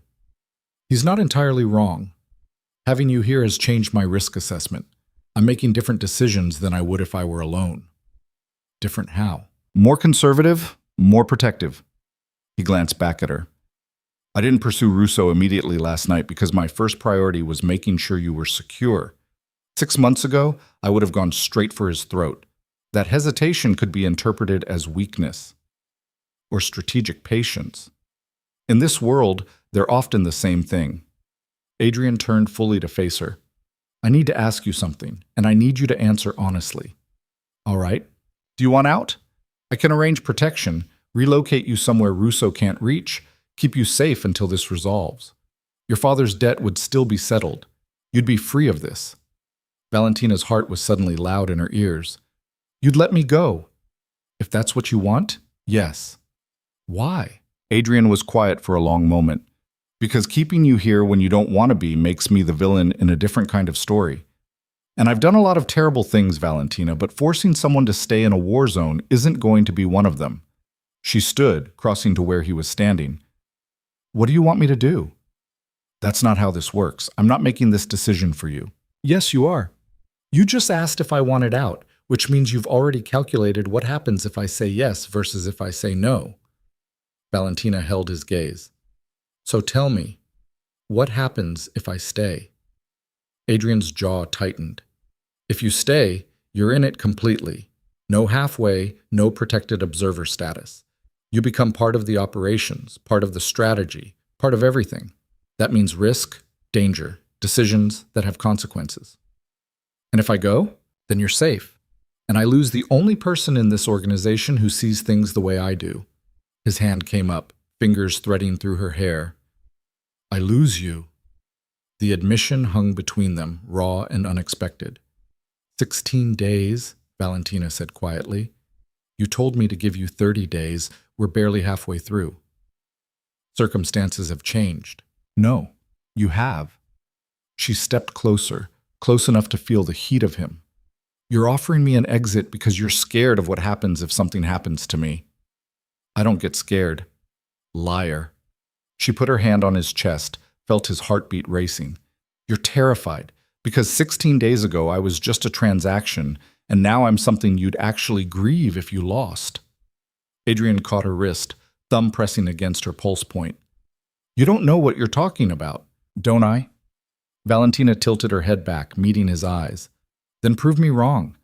Tell me you feel nothing. Tell me I'm still just an investment you can liquidate when convenient. You're not... He stopped, throat working. This is a mistake. Probably. We should maintain professional boundaries. Too late for that. Valentina, she kissed him. Not the careful kiss from the gala, not the restrained moment after the whiskey. This was desperate, hungry, fueled by adrenaline and fear and 2 weeks of tension that had been building toward inevitable collapse. Adrian made a sound low in his throat, hands fisting in her hair as he kissed her back with equal intensity. They broke apart, breathing hard. Adrian's forehead pressed against hers, eyes closed. You're staying, he said. Not a question. Yes, even knowing what that means. Especially knowing what it means. Valentina's hands gripped his shirt. I'm not running, Adrian. Not from Russo, not from this life, not from whatever this thing between us is becoming. It's going to get worse before it gets better. I know. People are going to use you to get to me. Let them try. Adrian pulled back, searching her face. Whatever he found there made something in his expression crack open. You're insane. You married me. Worst decision I ever made. But he was smiling when he said it, the kind of smile that reached his eyes and transformed his entire face. Liar. Yes. He kissed her again, softer this time. Complete liar. The moment shattered when Marcus appeared in the doorway. Boss, we've got a problem. Adrian's entire demeanor shifted, softness replaced by cold efficiency. What kind of problem? The kind where your father-in-law just showed up at the front gate demanding to see his daughter. Valentina's stomach dropped. My father's here? With 3 cars and what looks like hired muscle. Marcus's expression was grim. He's making a scene, cameras everywhere, probably reporters by now. Adrian's jaw went tight. He's creating a public spectacle so I can't just turn him away. That'd be my assessment. Bring him to the garden. Public enough that he can't claim I'm threatening him. Controlled enough that we limit the circus. Adrian looked at Valentina. You don't have to see him if you don't want to. No, I should. She straightened her shoulders. He's here because of what happened last night. News travels fast. Too fast. Adrian's eyes narrowed. Which means someone fed him information specifically to create this situation. They met Antonio Cruz in the garden 20 minutes later. Valentina's father looked worse than she remembered. Hollow-eyed, unshaven, wearing an expensive suit that hung wrong on his frame. The 3 men with him were exactly what Marcus had described. Hired muscle, probably expensive, definitely out of their depth. Valentina, her father's voice cracked. Thank God you're alive. Why wouldn't I be? The news this morning, gunfire at the estate, people dead, rumors about attacks. Antonio moved toward her, but Adrian's guard shifted position, blocking him. I came as soon as I heard. You came because someone told you to come, Adrian said. Who was it? Russo? One of his people? Antonio's expression flickered. I don't know what you're talking about. Yes, you do. Someone fed you information about last night's incident and convinced you that your daughter was in danger. They probably suggested you make a public appearance, create pressure for me to send her away. Adrian's voice was cold. You're being used, Antonio. I'm here because my daughter was almost killed because of your business. Your daughter was almost killed because of your debt, Adrian corrected. Let's be clear about causation. You gambled away money you didn't have to people you couldn't pay. I gave you a way out that didn't involve finding you in pieces. Everything that's happened since is a direct result of your choices. I didn't ask for this. No. But you accepted it. You showed up to the wedding, signed the papers, took the money I gave you to settle your other debts. Adrian stepped forward, and even his guards looked wary. What you don't get to do is show up here 2 weeks later pretending to be a concerned father when you've spent those 2 weeks spending the blood money. Valentina watched her father's face crumble. Is that what you think of me? It's what I know about you. I've had people tracking your movements since the wedding. 3 trips to Atlantic City, 2 to the dog tracks, 1 very expensive dinner with a woman who's definitely not your late wife. Adrian's smile was razor sharp. You haven't called once to check on Valentina. You didn't attend the charity gala where she made her public debut. You've shown exactly 0 interest in her well-being until someone convinced you it would be profitable to care. That's not... Antonio looked at Valentina, pleading, You have to know I care about you. Do I? The words came out colder than she'd intended. Because Adrian's right. You haven't called. You left the wedding without saying goodbye. You've made 0 effort to see if I was okay. I was giving you space. You were avoiding guilt. Valentina felt something inside her crystallize, harden.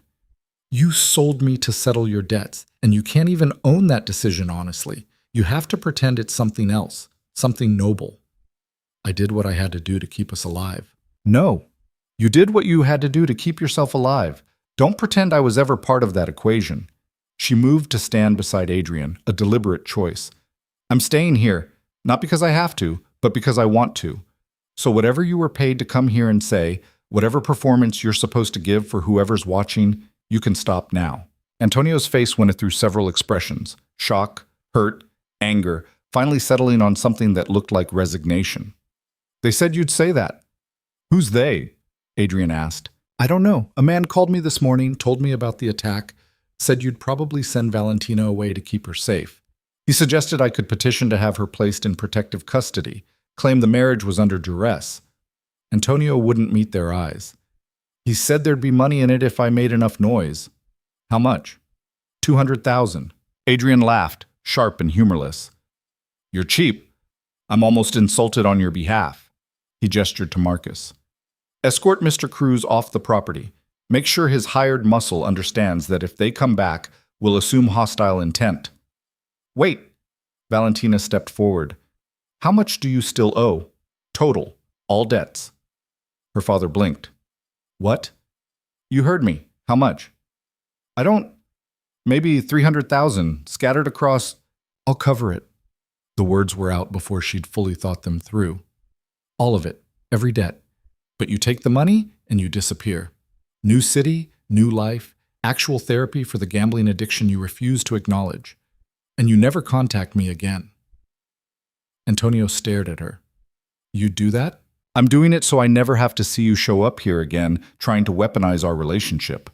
Valentina's voice was steady. You're my father, and I don't want you dead. But I also don't want you in my life, so take the money, get clean, and go be someone else's problem. Valentina, those are the terms. Accept them or leave with nothing. Antonio looked between her and Adrian, probably calculating whether he could negotiate for more. Whatever he saw in their faces convinced him otherwise. All right, he said quietly. I accept.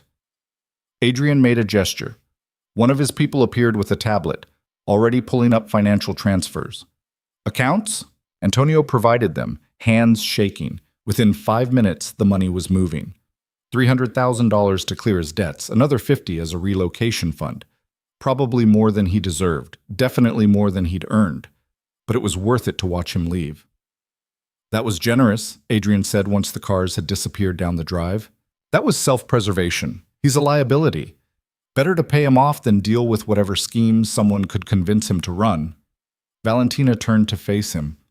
Can I expense that to the household budget? You can expense that to whatever you want. You just handled a hostage situation like a negotiation. Adrian's hand found the small of her back. I'm impressed. Don't be. I just bought off my father so I wouldn't have to watch him destroy himself slowly. She leaned into his touch, suddenly exhausted. That's not impressive. That's sad. It's survival, same as everything else we do here. They went back inside. The rest of the day dissolved into meetings and phone calls and the machinery of managing crisis. Castellano called twice, each time with updates on Russo's position. Other families reached out, testing loyalties, trying to figure out which side would benefit them most. Through it all, Valentina sat in Adrian's office, learning the choreography of power in real time. She took notes, made observations, occasionally offered insights that made Adrian pause and reconsider his approach. By evening, they had a plan. Russo would be given one chance to back down publicly. If he refused, Adrian would hit 3 of his operations simultaneously, surgical strikes designed to cripple his infrastructure without triggering full-scale war. It's aggressive, Adrian admitted, reviewing the logistics with Marcus and 2 other senior security people, but it sends the right message. We don't tolerate attacks on our territory. What about collateral damage? One of the men asked. Minimize it where possible, but priority is our people and our operations. Everything else is secondary. Adrian glanced at Valentina. Questions? She had dozens, but she shook her head. No, this is your area of expertise. It's our area now. He said it casually, but the implication was massive. You're part of strategic planning going forward. That means you need to understand not just the business side, but the operational side too. The violent side, Valentina clarified. Yes, the violent side. Adrian didn't sugarcoat it. That's the reality of what we're building. Can you handle that? She thought about her father, about the blood in the sink, about waking up to gunfire, about the man in the basement Marcus had been questioning, about all the ways this life demanded pieces of your soul as payment for survival. Yes, she said, I can handle it. The meeting wrapped up. Plans were set in motion. By midnight, pieces were moving across the city like chess pieces, positioning for the next 48 hours. Valentina found Adrian on the terrace outside their bedroom, looking out over the city lights. He'd loosened his tie, jacket discarded somewhere, looking almost human. You should sleep, she said. Can't. Too much adrenaline. Me too. She moved beside him, shoulder brushing his. Do you ever get tired of it? The constant conflict, the calculating, the violence? Adrian was quiet for a long moment. Sometimes, but then I remember what the alternative looks like. What's that? Weakness. Vulnerability. Watching everything you built get torn apart by people who don't understand what it took to create it. He turned to face her. My father built this organization from nothing, died defending it. I'm not going to let men like Russo destroy that legacy because they can't adapt to a changing world. Is that what this is about? Legacy? Partially. His hand came up, fingers tracing her jawline. But also about proving something. To who? To myself. To you. To everyone who thinks power is just about violence and intimidation. Adrian's thumb brushed her lower lip. You asked me earlier what you are to me. I still don't have a good answer. But I know that the thought of something happening to you makes me reconsider strategies I'd otherwise execute without hesitation. That's never happened before. Valentina's heart was loud in her ears. Is that good or bad? I don't know yet. Ask me in 14 days. Still holding to the timeline? Have to. Otherwise, I might admit this stopped being about your father's debt somewhere around day 3, and that would complicate everything. He kissed her, slow and deep, tasting like whiskey and exhaustion. When they broke apart, Valentina pressed her forehead to his. 14 days. Then what? Then we figure out what we're actually building here. Adrian's arms came around her waist, anchoring her against him. Together. Together, she echoed. They stood there as the city glittered below them. Two people who'd started as a transaction, learning to become something that didn't have a name yet. The clock was still ticking. Russo was still a threat. The families were still watching, waiting to see which direction the wind would blow. But for tonight, in the silence of expensive real estate and complicated truths, they had this. It would have to be enough. Because tomorrow, everything would get worse again. It always did. Tomorrow arrived with precision. At exactly 6 a.m., Adrian's phone rang. He answered on the second ring, already awake, already dressed. Valentina watched from the bed as his expression went from neutral to something colder. When? A pause. How many casualties? Another pause, longer. Contain it. I'll be there in 20 minutes.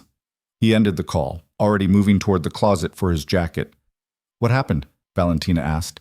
Russo hit one of our shipping facilities. 2 guards dead, 1 critical. He moved first. Adrian checked his gun, holstered it. So much for the 48-hour deadline. I'm coming with you. No, you're not. You're staying here where Marcus can... I'm coming with you. Valentina was already out of bed, pulling on clothes. You said I'm part of strategic planning now. That means I see the operational side, remember? All of it. Adrian's jaw tightened. This isn't a business meeting, Valentina. This is a crime scene with bodies. Then I'll see bodies. But I'm not staying here while you walk into whatever Russo's actually planning. She met his eyes. Because that facility hit wasn't the real move, was it? It's a distraction. He stared at her for a long moment. Then something in his expression shifted. Not quite pride, but close. You're learning. Fast learner. One of my best qualities. She finished dressing, grabbed the gun from her nightstand. What's the real target? I don't know yet, but you're right. Russo's not stupid enough to think hitting one facility would cripple us. He's pulling our attention somewhere while he sets up something else. Adrian's phone buzzed again. He glanced at it, frowned. Castellano's asking for an emergency meeting. Neutral ground. That's suspicious timing. Very. Adrian texted something back, then looked at Valentina. If you're coming, you follow my lead exactly. No improvising, no heroics. Understood? Understood. They took 2 SUVs, armed guards in both. The shipping facility was on the waterfront, surrounded by police tape and flashing lights. Adrian had people inside the department who'd contained the official investigation, but the scene itself was chaos. Valentina had seen crime scene photos before, sanitized images and reports. This was different. Blood pooled on concrete, still wet, reflecting emergency lights. One of the guards had been shot execution style. The other looked like he'd tried to run. The third, the critical one, had already been airlifted to a private hospital. Jesus, Valentina breathed. Welcome to the operational side. Adrian was all business, conferring with his people, examining the scene with cold efficiency. Time of attack? 0430, they came through the north entrance, disabled cameras first. Marcus pointed to severed cables. Professional work. Military training, probably. Russo doesn't have people with that skill set. Adrian crouched near one of the bodies, studying the wound pattern. He outsourced this. To who? That's the question. Adrian stood, dusting off his hands. What did they take? Nothing. That's what's strange. Marcus pulled up footage on a tablet. They hit hard, killed our people, then left. Didn't touch the shipments, didn't access the office, didn't plan anything we can find. So it was purely a message. Adrian's expression went darker. Or a distraction, like Valentina said. What time's the meeting with Castellano? He wants noon, the old restaurant on 5th, the one his family owns. Adrian checked his watch. That gives us 5 hours. Pull surveillance on all our critical infrastructure. If Russo's planning something bigger, I want to know before it happens. They spent those 5 hours in controlled chaos. Every facility, every warehouse, every operation got locked down. Additional security deployed, systems checked and rechecked. Adrian moved through it all with the kind of focus that made Valentina understand exactly why people were terrified of him. He wasn't cruel. He was efficient. And efficiency in this context meant people disappeared when they became problems. At 11:30, they headed to the restaurant. Valentina had expected something dramatic. Abandoned building, shadowy back room. Instead, it was a family Italian place, red checkered tablecloths, and the smell of garlic bread. Castellano was already there, sitting in a corner booth with Sofia beside him. Adrian, Vincent stood, offering his hand. Thank you for coming on short notice. Let's skip the pleasantries, Vincent. Why are we here? Because Russo's overstepped, and the families need to address it before this escalates into something none of us can contain. Castellano gestured to the booth. Sit, please. Adrian slid in, Valentina beside him. Sofia's eyes tracked her with undisguised interest. You brought your wife to a war council, Sofia observed. Bold choice. My wife goes where I go. We established this already. Adrian's hand found Valentina's under the table. What's Russo's play, Vincent? That's what I'm trying to figure out. The facility hit this morning was reckless, sloppy even, not his usual style. Castellano leaned forward. Which makes me think he's either desperate or he's got backing we don't know about. Backing from who? That's the question. I've reached out to our contacts in Boston, Philly, Baltimore. No one's claiming involvement, but someone's funding this operation. Russo doesn't have the capital for military-grade contractors. Adrian's eyes narrowed. You think someone's using him as a proxy? I think someone wants to see if you're as vulnerable as you look. The marriage, the expansion, the aggressive infrastructure plays, it suggests you're either very strong or very overextended. Russo's the test case. And if I handle Russo, then whoever's backing him will know you're the former, not the latter. Castellano's expression was grave. But if you slip, if you show weakness, they'll come for you directly. And it won't be 4 men over your wall. It'll be a coordinated assault designed to eliminate you entirely. Valentina felt Adrian's grip tighten on her hand. What do you want, Vincent? You didn't call this meeting to warn me out of kindness. No, I called it because a war between you and Russo destabilizes the entire region. It's bad for business, brings unnecessary attention, forces people to take sides when most of us would rather maintain neutrality. Castellano pulled out a folder, slid it across the table. I'm proposing a mediated resolution. You, Russo, 3 neutral family representatives. We hash this out formally, establish boundaries, create enforceable agreements. Adrian didn't touch the folder. You're asking me to negotiate with a man who killed 2 of my people this morning. I'm asking you to be strategic instead of reactive. Yes, Russo drew blood, but responding with the assault you're planning, hitting 3 of his operations simultaneously, that's escalation. It forces everyone into a corner. How do you know about my plans? Castellano smiled thinly. Because I'd be planning the same thing if I were you, but that doesn't make it smart. Adrian sat back, jaw working. Valentina could feel the tension radiating off him, the battle between what he wanted to do and what was tactically sound. I need guarantees, Adrian said finally. If I agree to mediation, I want Russo's operation suspended. No more attacks, no more probing, nothing. I can arrange that. And I want oversight on who the neutral representatives are. No one with financial ties to Russo's territories. Reasonable. And if this fails, if Russo violates the terms even once, I reserve the right to respond with overwhelming force. No more mediation, no more negotiation. Castellano considered this, then he nodded. Agreed. I'll set it up for tomorrow evening. Neutral location, full security protocols. Fine. Adrian stood, pulling Valentina with him. But understand something, Vincent.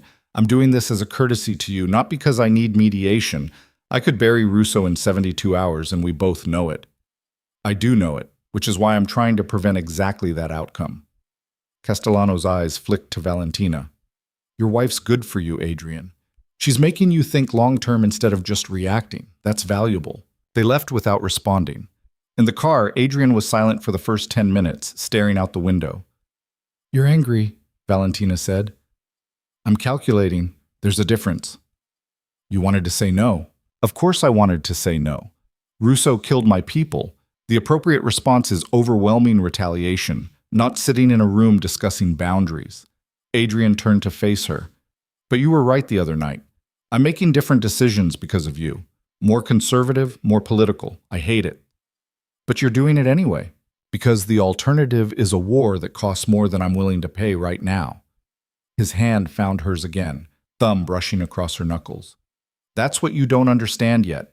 Every decision in this world is a calculation. Lives versus money versus territory versus time. Russo killed 2 guards. If I retaliate, I lose maybe 10 people in the assault, another 5 or 6 in subsequent reprisals. Those are people with families, with value to the organization. Is revenge worth that cost? What? I don't know. Is it? It used to be, before. Adrian's expression was complicated. But now I'm thinking about what happens if something goes wrong during retaliation. If I'm the one who doesn't come back, what that leaves behind. Valentina's throat tightened. You're talking about me. I'm talking about us. Whatever this is becoming. He pulled her closer, kissed her forehead. 14 days was supposed to be a test to see if you could survive this life. Somewhere around day 8, it became about whether I could survive losing you. That's a problem. Why is it a problem? Because it makes me weak, vulnerable, the exact thing I can't afford to be. Or, Valentina said quietly, it makes you human, which might actually be your greatest strength. Adrian laughed, but there was no humor in it. Being human in this world gets you killed. Being inhuman gets you isolated, and isolation makes you predictable. She turned to face him fully. You told Castellano I make you think long-term. That's not weakness, Adrian. That's evolution. He didn't respond, but something in his eyes softened. They spent the rest of the day preparing for the mediation. Adrian pulled together documentation of every violation Russo had committed, evidence of the facility attack, testimony from the surviving guard. He built a case like he was going to trial, meticulous and comprehensive. Valentina helped, organizing information, identifying patterns. She noticed things Adrian's people had missed: financial connections, timing overlaps, communication patterns that suggested coordination beyond what Russo should be capable of alone. Look at this, she said, pulling up records on her laptop. These payments to the contractors who hit the facility, they're routed through a shell company in the Cayman Islands. But that shell company has ties to accounts in Singapore that connect to one of the Philly operations. Adrian finished, studying the screen. They said they weren't involved, but they're funding it indirectly. More than that, look at the timing. The money moved 3 days before the attack. Someone was planning this before you even issued the 48-hour deadline. Adrian's expression went cold. This wasn't about the gala or perceived weakness. This was planned retaliation for the port contracts. They've been building toward this for weeks. Which means the mediation tomorrow might be a setup. Or it might be Castellano genuinely trying to prevent war while someone else pulls strings behind the scenes. Adrian closed the laptop. Either way, we're walking into a room full of people who want to see me fail. That requires preparation. They worked through dinner, through evening, into night. By midnight, they had contingency plans for every scenario Valentina could think of. By 2 a.m., Adrian was satisfied they'd covered everything. Get some sleep, he said, rubbing his eyes. Tomorrow's going to be long. Valentina looked at the man across from her, exhausted, dangerous, carrying the weight of an empire he'd inherited too young, and was desperately trying to transform into something that might outlive him. Somewhere in the past 16 days, he'd stopped being the cold stranger who'd warned her about 30-day survival rates and become someone she actually cared about. That should have terrified her. Instead, it felt like the most honest thing she'd experienced in years. Adrian, she said quietly. Yeah? When this is over, the mediation, the Russo situation, all of it, we need to talk about what happens after day 30. His eyes met hers, dark and unreadable. I know. Do you have an answer yet? No, but I'm getting closer. He stood, offered his hand. Come on. We both need rest. They went upstairs together. The routine had become familiar, changing in comfortable silence, settling into bed with careful distance that always closed as the night went on. Tonight, Adrian pulled her against him immediately. No pretense of separation. I'm scared, he admitted quietly. Of tomorrow, of what happens if this goes wrong, of losing what we're building here. Valentina's breath caught. Adrian Moretti didn't admit fear, didn't show vulnerability, but here in the darkness, with everything uncertain, he was being honest. Me too, she whispered. But we'll figure it out. Together, remember? Together. His arms tightened around her. Valentina? Yeah? If something happens tomorrow, if things go bad and I don't make it out, There's a safe in my office. Code is your birthday. Everything you need is in there. Accounts, contacts, contingency plans. Adrian, don't. I need you to hear this. If I'm gone, you take what's in that safe and you disappear. New identity, new city, enough money to start over somewhere Russo and his backers can't reach. Marcus will help you. He has instructions. Valentina pushed herself up on one elbow, looking down at him. You really think I'd just run if something happened to you? I think you'd be smart enough to survive. That's all I want. That's not all you want. She could see it in his eyes, the thing he wouldn't say. You want me to promise I'll be okay, that whatever we're building here won't destroy me if you're not around to protect it. Adrian's hand came up, fingers threading through her hair. Yes. I can't promise that. I know, but I can promise I won't run. If something happens to you, I'll finish what we started. The expansion, the infrastructure, all of it. I'll make sure your vision actually happens. Valentina leaned down, kissing him softly. Because you're wrong about one thing. This isn't just your empire anymore. It's ours. Something broke in Adrian's expression, the last wall between them crumbling. He pulled her down into a kiss that was different from all the others, slower and deeper, and edged with something that felt dangerously close to love. When they broke apart, both breathing hard, Adrian pressed his forehead to hers. 17 days, he said roughly. Not even 3 weeks. And you've completely destroyed every defense I spent 33 years building. Good. You had too many walls anyway. They kept me alive. They kept you isolated. There's a difference. Valentina settled against his chest, listening to his heartbeat. Whatever happens tomorrow, we face it together. No running, no hiding, no contingency plans that involve me abandoning everything we've built. You're impossible. You married me. Worst decision I ever made, Adrian said again, but he was smiling. And the best one. They fell asleep like that, wrapped around each other. Two people who'd started as a transaction and become something neither of them had words for yet. Outside, the city prepared for whatever tomorrow would bring. Inside, they had this moment. It would have to be enough. The mediation was set for 7 p.m. at a hotel conference room downtown. Neutral territory, security from all families present, strict protocols about weapons and numbers. Valentina spent the day reviewing everything one more time, making sure they had answers for every possible accusation. At 6:30, they arrived. The room was already filling up. Castellano and Sofia, representatives from 3 other families, and Marco Russo himself, looking smug and dangerous across the conference table. Adrian, Russo's smile was all teeth. And you brought the little wife. How domestic. Marco, Adrian's voice was ice. Let's get this over with. Castellano stood at the head of the table. We're here to address the recent conflicts between the Moretti and Russo operations. Both sides have grievances. Both sides have acted violently. The families believe a negotiated settlement serves everyone's interests better than continued warfare. I'm listening, Adrian said. Good. Marco, you want to start? Russo leaned back, completely at ease. My grievance is simple. Adrian's been undercutting established territory agreements, moving into markets that were negotiated decades ago.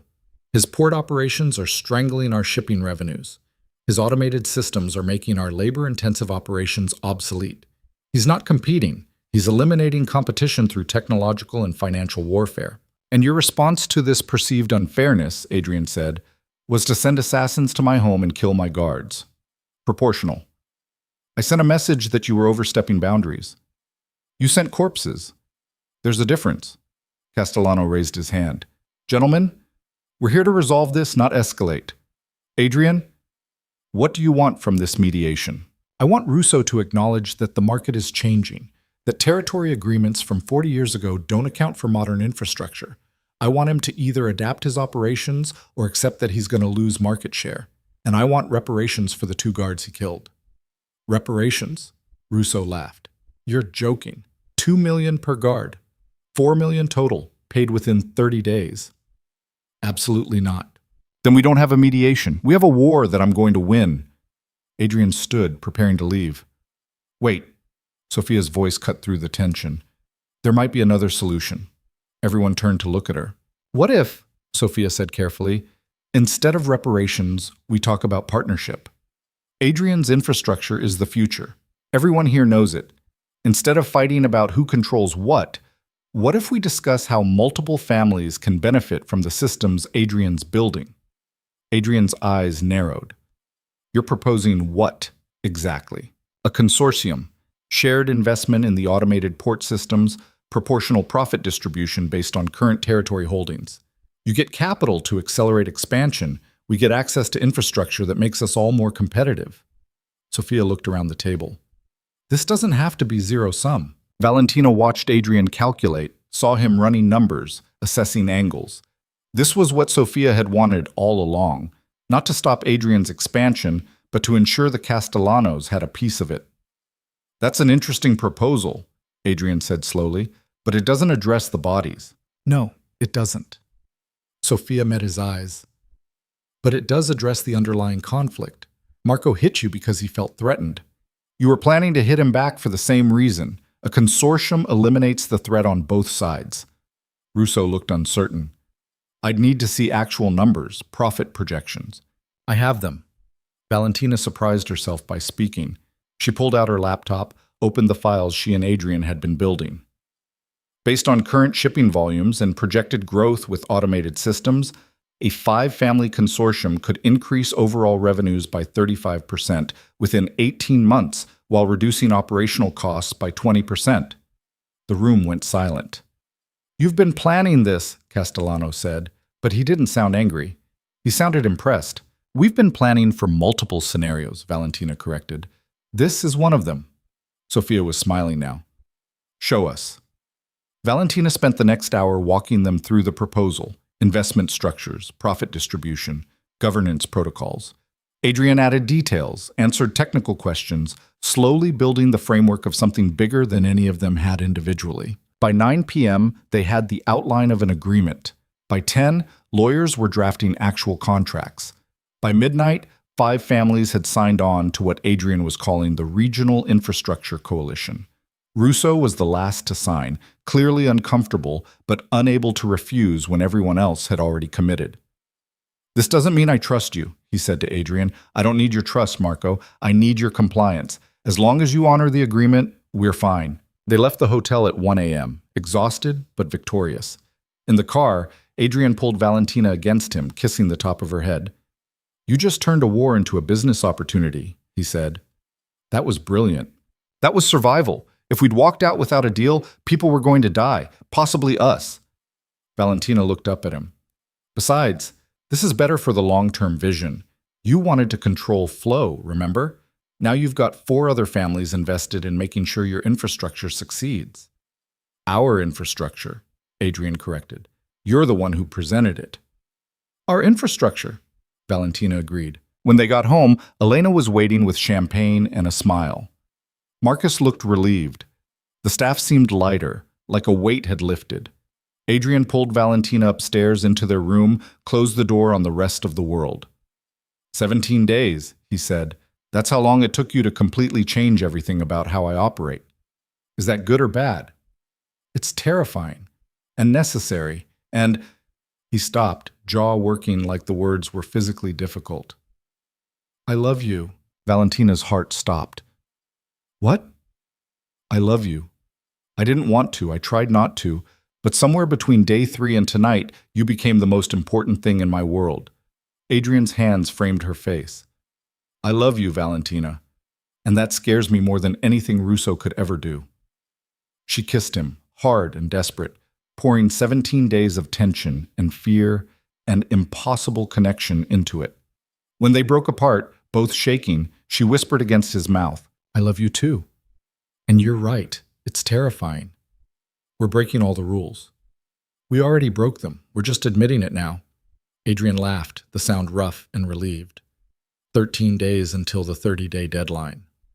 Think we'll make it? With you?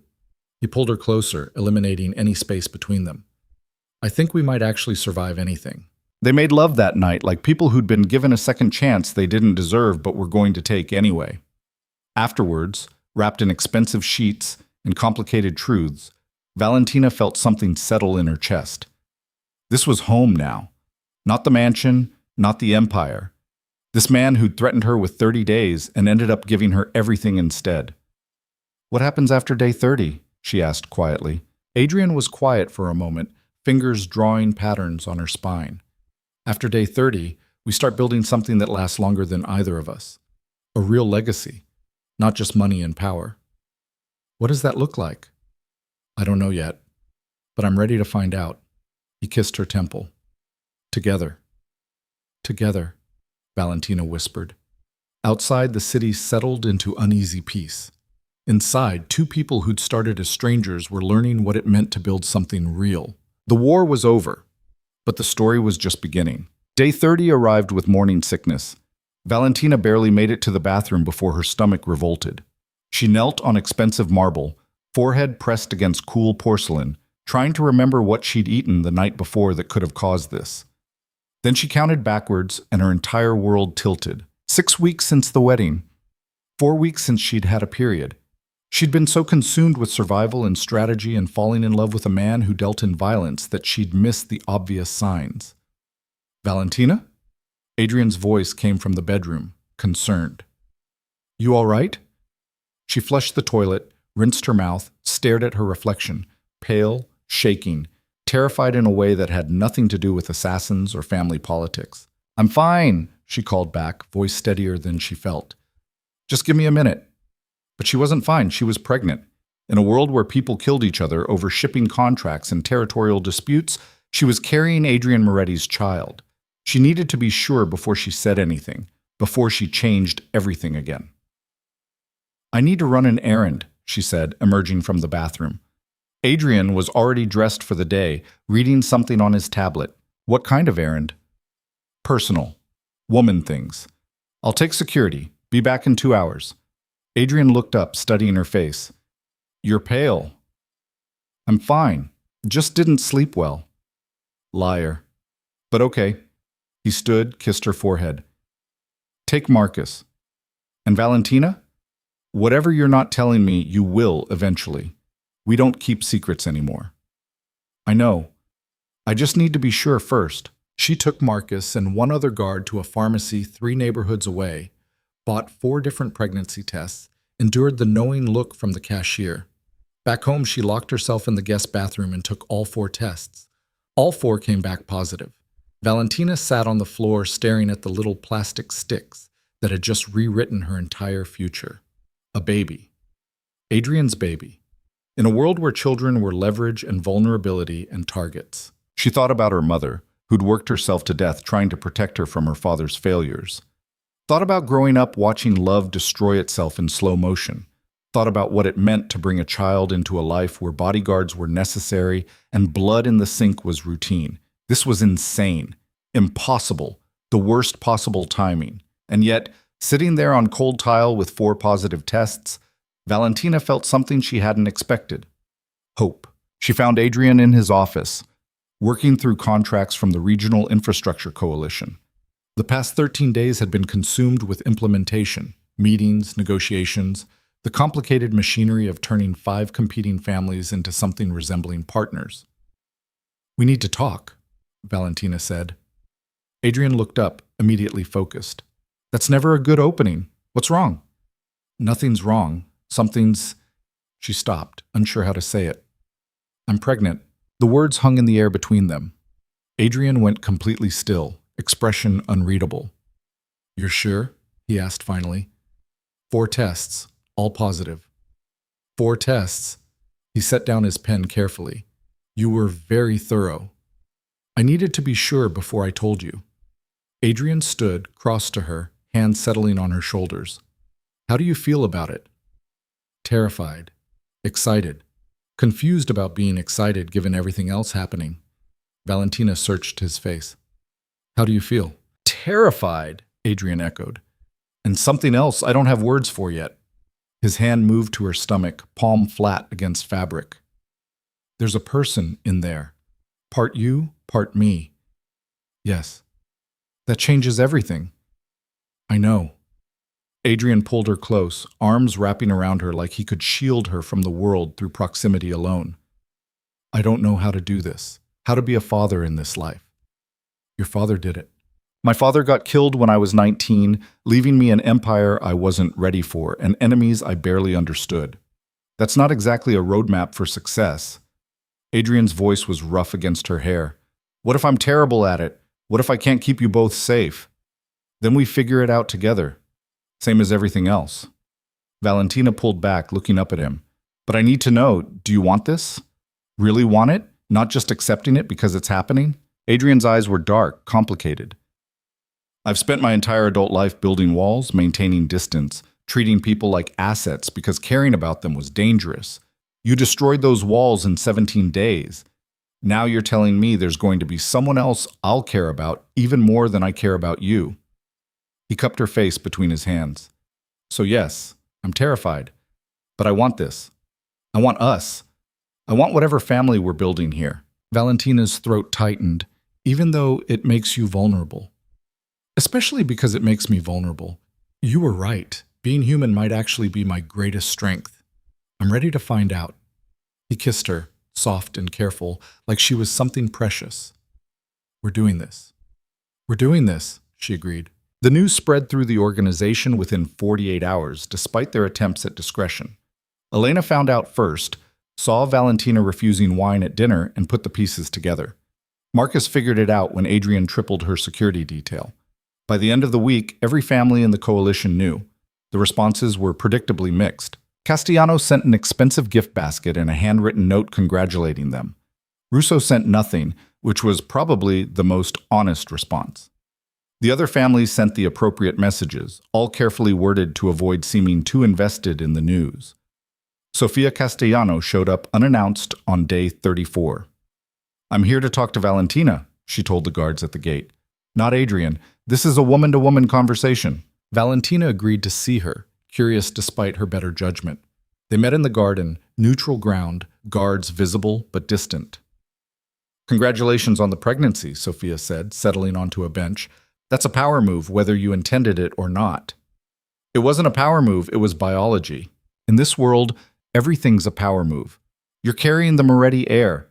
That makes you untouchable to most people and a high-value target to everyone else. Sofia crossed her legs, completely at ease. I came to warn you. About what? About what happens next. You think the families accepted the coalition because Adrian's ideas were good? They accepted because they're hedging bets. Some of them think he'll succeed, and they want a piece of it. Others think he'll fail, and they want to be positioned to pick up the pieces. Sofia's eyes were sharp. Now you're pregnant. That tips the scales. How? Because it proves Adrian's committed long-term. He's not just building an empire, he's building a dynasty. That's threatening to people who remember what the old Moretti patriarch was like. Sofia leaned forward. My father likes Adrian, respects him even. But there are families who remember when Adrian's grandfather controlled half the eastern seaboard through violence and fear. They worry the son's going to become the grandfather. Adrian's nothing like that, isn't he? I've seen him work, Valentina. I've watched him eliminate problems with surgical precision. The only difference between Adrian and his grandfather is that Adrian's better at hiding the brutality behind business language. Sofia's expression wasn't unkind.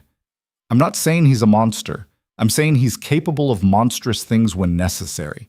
And now you're carrying his child, which means the number of things he'll consider necessary just expanded dramatically. Valentina's hand went to her stomach, protective.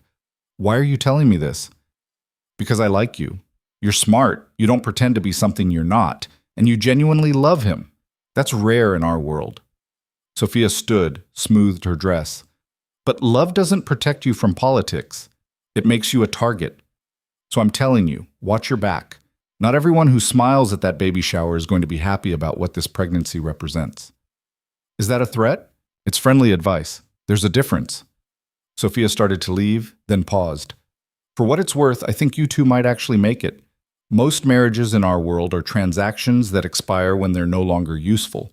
Yours started as a transaction and became something real. That's powerful. Just don't forget that power attracts enemies.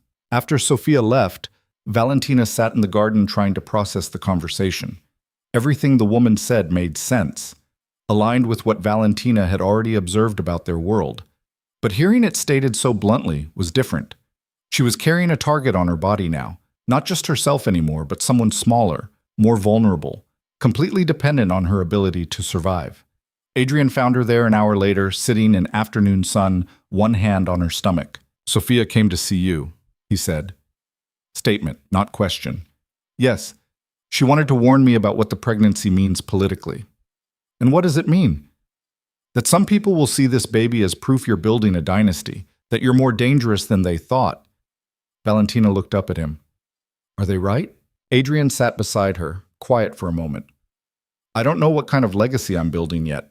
6 months ago, I would have said it was about power and control and making sure the Moretti name meant something. Now?" He took her hand, fingers lacing through hers. "Now I'm thinking about what kind of world I want our child to grow up in. And that's a very different calculation." "Different how?" "Different in that violence for its own sake stops making sense. Territory disputes stop mattering as much as stability. The infrastructure coalition wasn't just good business. It was a way to create the kind of environment where our child can exist without needing bodyguards at school." Adrian's thumb brushed across her knuckles. "I'm not becoming soft, Valentina, but I'm becoming strategic about what I'm willing to fight for. Sophia thinks that makes you more dangerous, not less." "Sophia's probably right. Desperate men are predictable. Men with something to protect are ruthless." He pulled her closer. "I won't let anyone hurt you or this baby, whatever that requires." "That's what scares me, the whatever that requires part." "I know, but it's the truth." Adrian's hand joined hers on her stomach. "I love you. I already love this person we haven't met yet. That love is going to drive every decision I make from now on. People who understand that will work with us. People who don't will become problems I have to solve." Valentina leaned into him, letting his certainty anchor her. "We're really doing this, building a family in the middle of a criminal empire. We're building a family and transforming the empire around it. Important distinction." Adrian kissed the top of her head. "And we're going to succeed because we're doing it together." The pregnancy progressed. Valentina's body changed in ways that were both fascinating and uncomfortable. Morning sickness gave way to exhaustion, gave way to a strange, energetic second trimester where she felt more like herself than she had in months. Adrian became obsessively protective. Security doubled, then tripled. He accompanied her to every doctor's appointment, took notes, asked questions that made the obstetrician smile with professional approval. "You're very engaged," the doctor said during the 20-week ultrasound. "This is my first child," Adrian replied, eyes fixed on the screen where their baby's heartbeat pulsed steadily. "I'm not missing anything. They found out the sex. A girl." Adrian went quiet when the technician announced it, hand tightening on Valentina's. "A daughter," he said later in the car. "I'm going to have a daughter." "Is that good or bad?" "It's terrifying. Boys I could understand, teach them the business, show them how to be strong. A daughter?" He shook his head. "I have no idea what I'm doing." "Good thing she'll have me to balance out your very specific skill set." Adrian smiled. "Very good thing." They named her Sophia, not after Sofia Castellano, but after Adrian's grandmother, who'd apparently been the only person who could make his grandfather act human. It felt appropriate. The nursery became Adrian's obsession. He personally oversaw every detail: security systems, air filtration, the specific shade of pale yellow on the walls. He interviewed nanny candidates like he was hiring special forces operatives. Background checks so thorough that Marcus started making jokes about it. "She's not even born yet," Valentina said, watching him review another candidate's file. "You don't need to find the perfect person today." "Yes, I do, because when she arrives, I want everything ready. I want her world to be perfect." "Nothing's perfect, Adrian, especially not in this life." "Then I'll make it as close as possible." He set down the file, pulled her into his lap. "I know I'm being obsessive. I can't help it. Every time I think about her, I think about all the ways this world could hurt her, all the dangers I can't completely eliminate." "So you're trying to control what you can control?" "Yes. Is that wrong?" Valentina pressed her hand to his chest, felt his heart beating too fast. "It's human and understandable. Just don't lose yourself in the controlling part. Sophia's going to need a father, not just a security system." Adrian's expression softened. "You're right. You're always right about this stuff." "Not always, but I'm learning." She kissed him softly. "We both are." The coalition continued to function, though not without friction. Russo violated terms twice, requiring intervention from Castellano and financial penalties that made him resentful. Two smaller families tried to renegotiate their profit shares, arguing that Adrian's infrastructure advantages weren't being properly accounted for. Adrian handled it all with the kind of patient ruthlessness Valentina had come to recognize as his signature style. He didn't explode or threaten, he just calmly explained consequences, demonstrated why compliance was in everyone's best interest, and occasionally made examples of people who pushed too far. She sat in on most of the meetings now, her pregnancy visible but not limiting. Some of the older family representatives initially tried to dismiss her presence. They learned quickly that was a mistake. The automated systems aren't showing projected efficiency gains, one of Russo's accountants said during a quarterly review. We're seeing only 22% cost reduction instead of the promised 30%. That's because your operation hasn't fully implemented the staff retraining protocol, Valentina replied, pulling up data on her tablet. You're running automated systems with manual oversight structures. Of course, it's inefficient. We don't have budget for retraining. You had budget. You allocated it to expanding your gambling operations instead. She showed him the financial records. That was your choice. But don't blame the infrastructure for problems caused by your investment priorities. The man blinked, looking to Russo for support. Russo just shrugged. She's not wrong, Russo admitted. We diverted the funds. By the time Valentina hit 30 weeks, she'd become as integral to coalition operations as Adrian. People stopped thinking of her as the wife and started treating her as a legitimate partner. It was subtle. The way they addressed questions to her directly instead of through Adrian, the way they actually considered her suggestions instead of dismissing them. You've changed the dynamic, Castellano told her during a private conversation. When Adrian first proposed the coalition, people saw it as his project.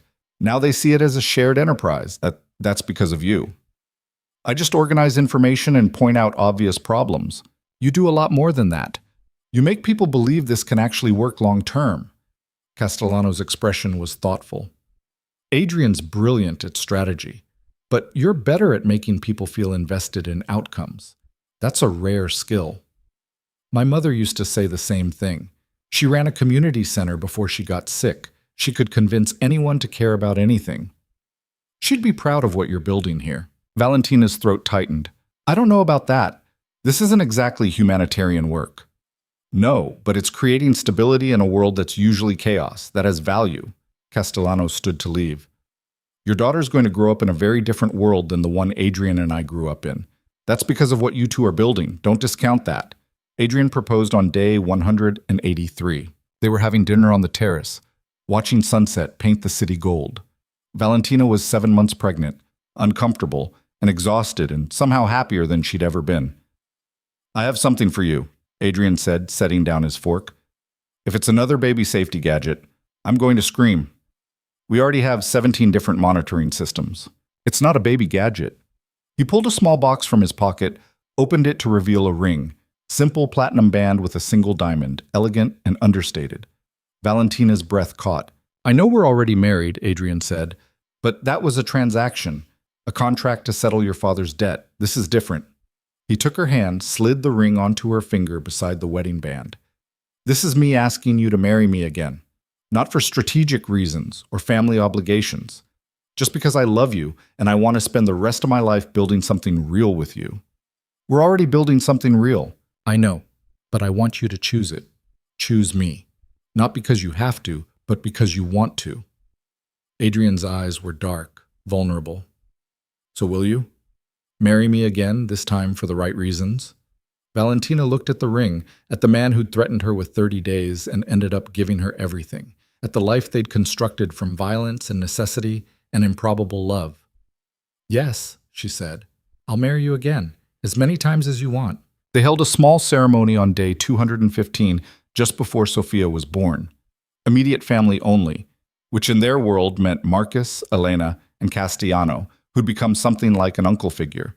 No elaborate production, no political theater, just vows they actually meant this time. I promise to protect you, Adrian said, holding her hands, to build something worthy of the trust you've given me, to be a partner, not just in business, but in everything, to love you and our daughter with everything I have.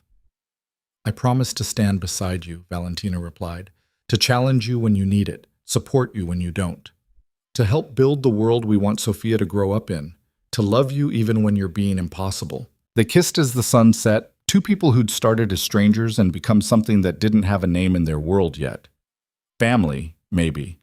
But more than that, partners in the truest sense. Sophia arrived 3 weeks later at 2 in the morning, screaming her way into the world with the kind of determination that made Adrian laugh through tears. "She's perfect," he kept saying, holding his daughter like she was made of glass. "Valentina, she's perfect." "She's wrinkly and loud," Valentina corrected, exhausted but smiling. "But yes, she's perfect." They spent the first week in a haze of sleeplessness and wonder. Adrian refused to delegate anything, insisted on being present for every feeding, every diaper change, every moment. Valentina watched him transform from ruthless crime lord to completely besotted father and felt something in her chest expand. "I never thought I could have this," Adrian admitted one night, holding Sophia while she slept. "A family. Something worth more than money or power or territory. But you do. Because of you. You gave me this." He looked up, eyes shining. "I don't know what I did to deserve you, but I'm grateful every day. You survived 30 days with me. That was the test, remember?" Adrian smiled. "Turned out I was the one who needed to survive. You destroyed me completely and built you back better." "Yes, better." The coalition continued to grow. Over the next 2 years, they added 3 more families, expanded operations into 2 new regions, and completely restructured how organized crime interfaced with legitimate business in their territory. Adrian's vision of controlling flow rather than territory proved prophetic. By the time Sophia turned 2, the Moretti infrastructure was so essential to regional operations that eliminating it would have crashed multiple economies. That made them simultaneously powerful and untouchable. But it also made them different. The violence that had defined Adrian's early years gave way to something more sustainable. Problems got solved through negotiation and economic pressure rather than bodies. Conflicts got mediated through coalition structures rather than warfare. It wasn't perfect. People still died when they crossed certain lines. Russo still caused problems that required handling. The world they operated in was still fundamentally dangerous. But it was better, measurably, observably better than what had existed before. "You've changed the game," Castellano told Adrian during a coalition meeting. 20 years ago, what you've built would have been impossible. Now it's the model everyone's trying to copy. It's not just me. It's Valentina. It's the coalition. It's everyone who decided adaptation was smarter than extinction. Give yourself some credit, Adrian. This was your vision. It was my infrastructure. Valentina made it human. That night, putting Sophia to bed, Valentina thought about the journey from that first day in the cathedral. From the red dress and the 30-day warning to this moment, reading bedtime stories to a 2-year-old who had her father's dark eyes and her mother's stubborn chin. "What are you thinking about?" Adrian asked, appearing in the doorway. "About how nothing turned out like I expected." "Good? Unexpected or bad?" "Good. Definitely good." Valentina finished the story, tucked Sophia in, joined Adrian in the hallway. "I thought I was trading myself for my father's debt. Turned out I was trading one life for something better. Was it worth it? Everything you went through?" Valentina thought about the fear, the violence, the moments when she genuinely believed she might not survive. Thought about learning to shoot, about blood in the sink, about waking to gunfire. Then she thought about falling in love, about building something real from transaction and necessity, about the family they'd created against impossible odds. "Yes," she said, "it was worth it, all of it." Adrian pulled her close, kissed her forehead. "I'm glad, because I can't imagine doing this with anyone else." They stood there in the hallway of their impossible life, 2 people who'd started as strangers and become something the world didn't have language for yet. Partners, lovers, parents, empire builders. Human, ultimately. Flawed and complicated and trying their best to create something that might outlast them. 5 years after their wedding, Valentina stood in front of the coalition at their annual summit. Sophia was in the audience beside Adrian, watching her mother with wide eyes. "When we started this," Valentina said, "people thought we were crazy. That you couldn't turn competitors into partners. That you couldn't build stability from chaos. That criminal enterprise and legitimate business couldn't coexist without destroying each other." She paused, looking around the room at faces that had become familiar over years of negotiation and compromise. We proved them wrong, not because we were perfect, but because we were willing to adapt, to try something different, to bet that cooperation could be more profitable than conflict. Valentina's hand rested unconsciously on her stomach, 6 weeks pregnant with their second child, though only Adrian knew yet. The world we're building isn't utopia. People still get hurt. Money still drives decisions. Power still corrupts when we're not careful. But it's better than what came before. And it's getting better every year. That's not because of any one person or family. It's because we chose to build something together. The applause was genuine. Even Russo, who'd fought them every step of the way, looked grudgingly approving. After the summit, Adrian found her on the hotel balcony, looking out over the city they'd spent 5 years transforming. "That was a good speech," he said. "It was honest. Best I could do." Sophia was impressed. "She told me her mama is the smartest person in the world." Valentina smiled. "She's biased." "She's right." Adrian moved behind her, arms wrapping around her waist. "You took a man who knew only violence and control and taught him there were other ways to be powerful. That's transformative. You were ready to learn. I just provided the examples." "We're a good team." "The best," Valentina agreed. They stood there as the sun set, painting the sky in shades of amber and rose. Below them, the city hummed with the complicated machinery of life, legal and illegal, violent and peaceful, beautiful and broken all at once. This was the world they'd built together. Not perfect, but real. Not safe, but worth fighting for. Not what either of them had expected, but somehow exactly what they'd needed. "I love you," Adrian said quietly. "More every day." "I love you too, even when you're being impossible. Especially then." "Especially then," Valentina echoed. Sophia came running onto the balcony, demanding attention, and they folded her into their embrace. A family built from ashes and necessity and the improbable decision to trust each other when trust seemed impossible. Years later, when people asked Valentina about those 30 days that had changed everything, she'd think about that first warning in the cathedral, about Adrian telling her most people didn't survive, that she'd either adapt or shatter. She'd done neither. She'd transformed. And in transforming, she'd helped transform everything around her. That was the real lesson buried in all the violence and fear and impossible odds. People weren't fixed. Situations weren't permanent. The world could be bent towards something better if you were willing to do the work, take the risks, love someone enough to change everything. The 30-day timeline had been a test, but not the test Adrian thought he was giving. It was a test of whether two people could start from transaction and build toward transcendence, whether power could serve something beyond itself, whether love could exist in a world built on violence and still mean something real. They'd passed. Not perfectly. Not without scars. But genuinely, honestly, impossibly. And that, Valentina thought, watching her family against the backdrop of everything they'd built, was the only happy ending that mattered. Not perfection, just people trying their best, loving each other, building something better. Together. Always together.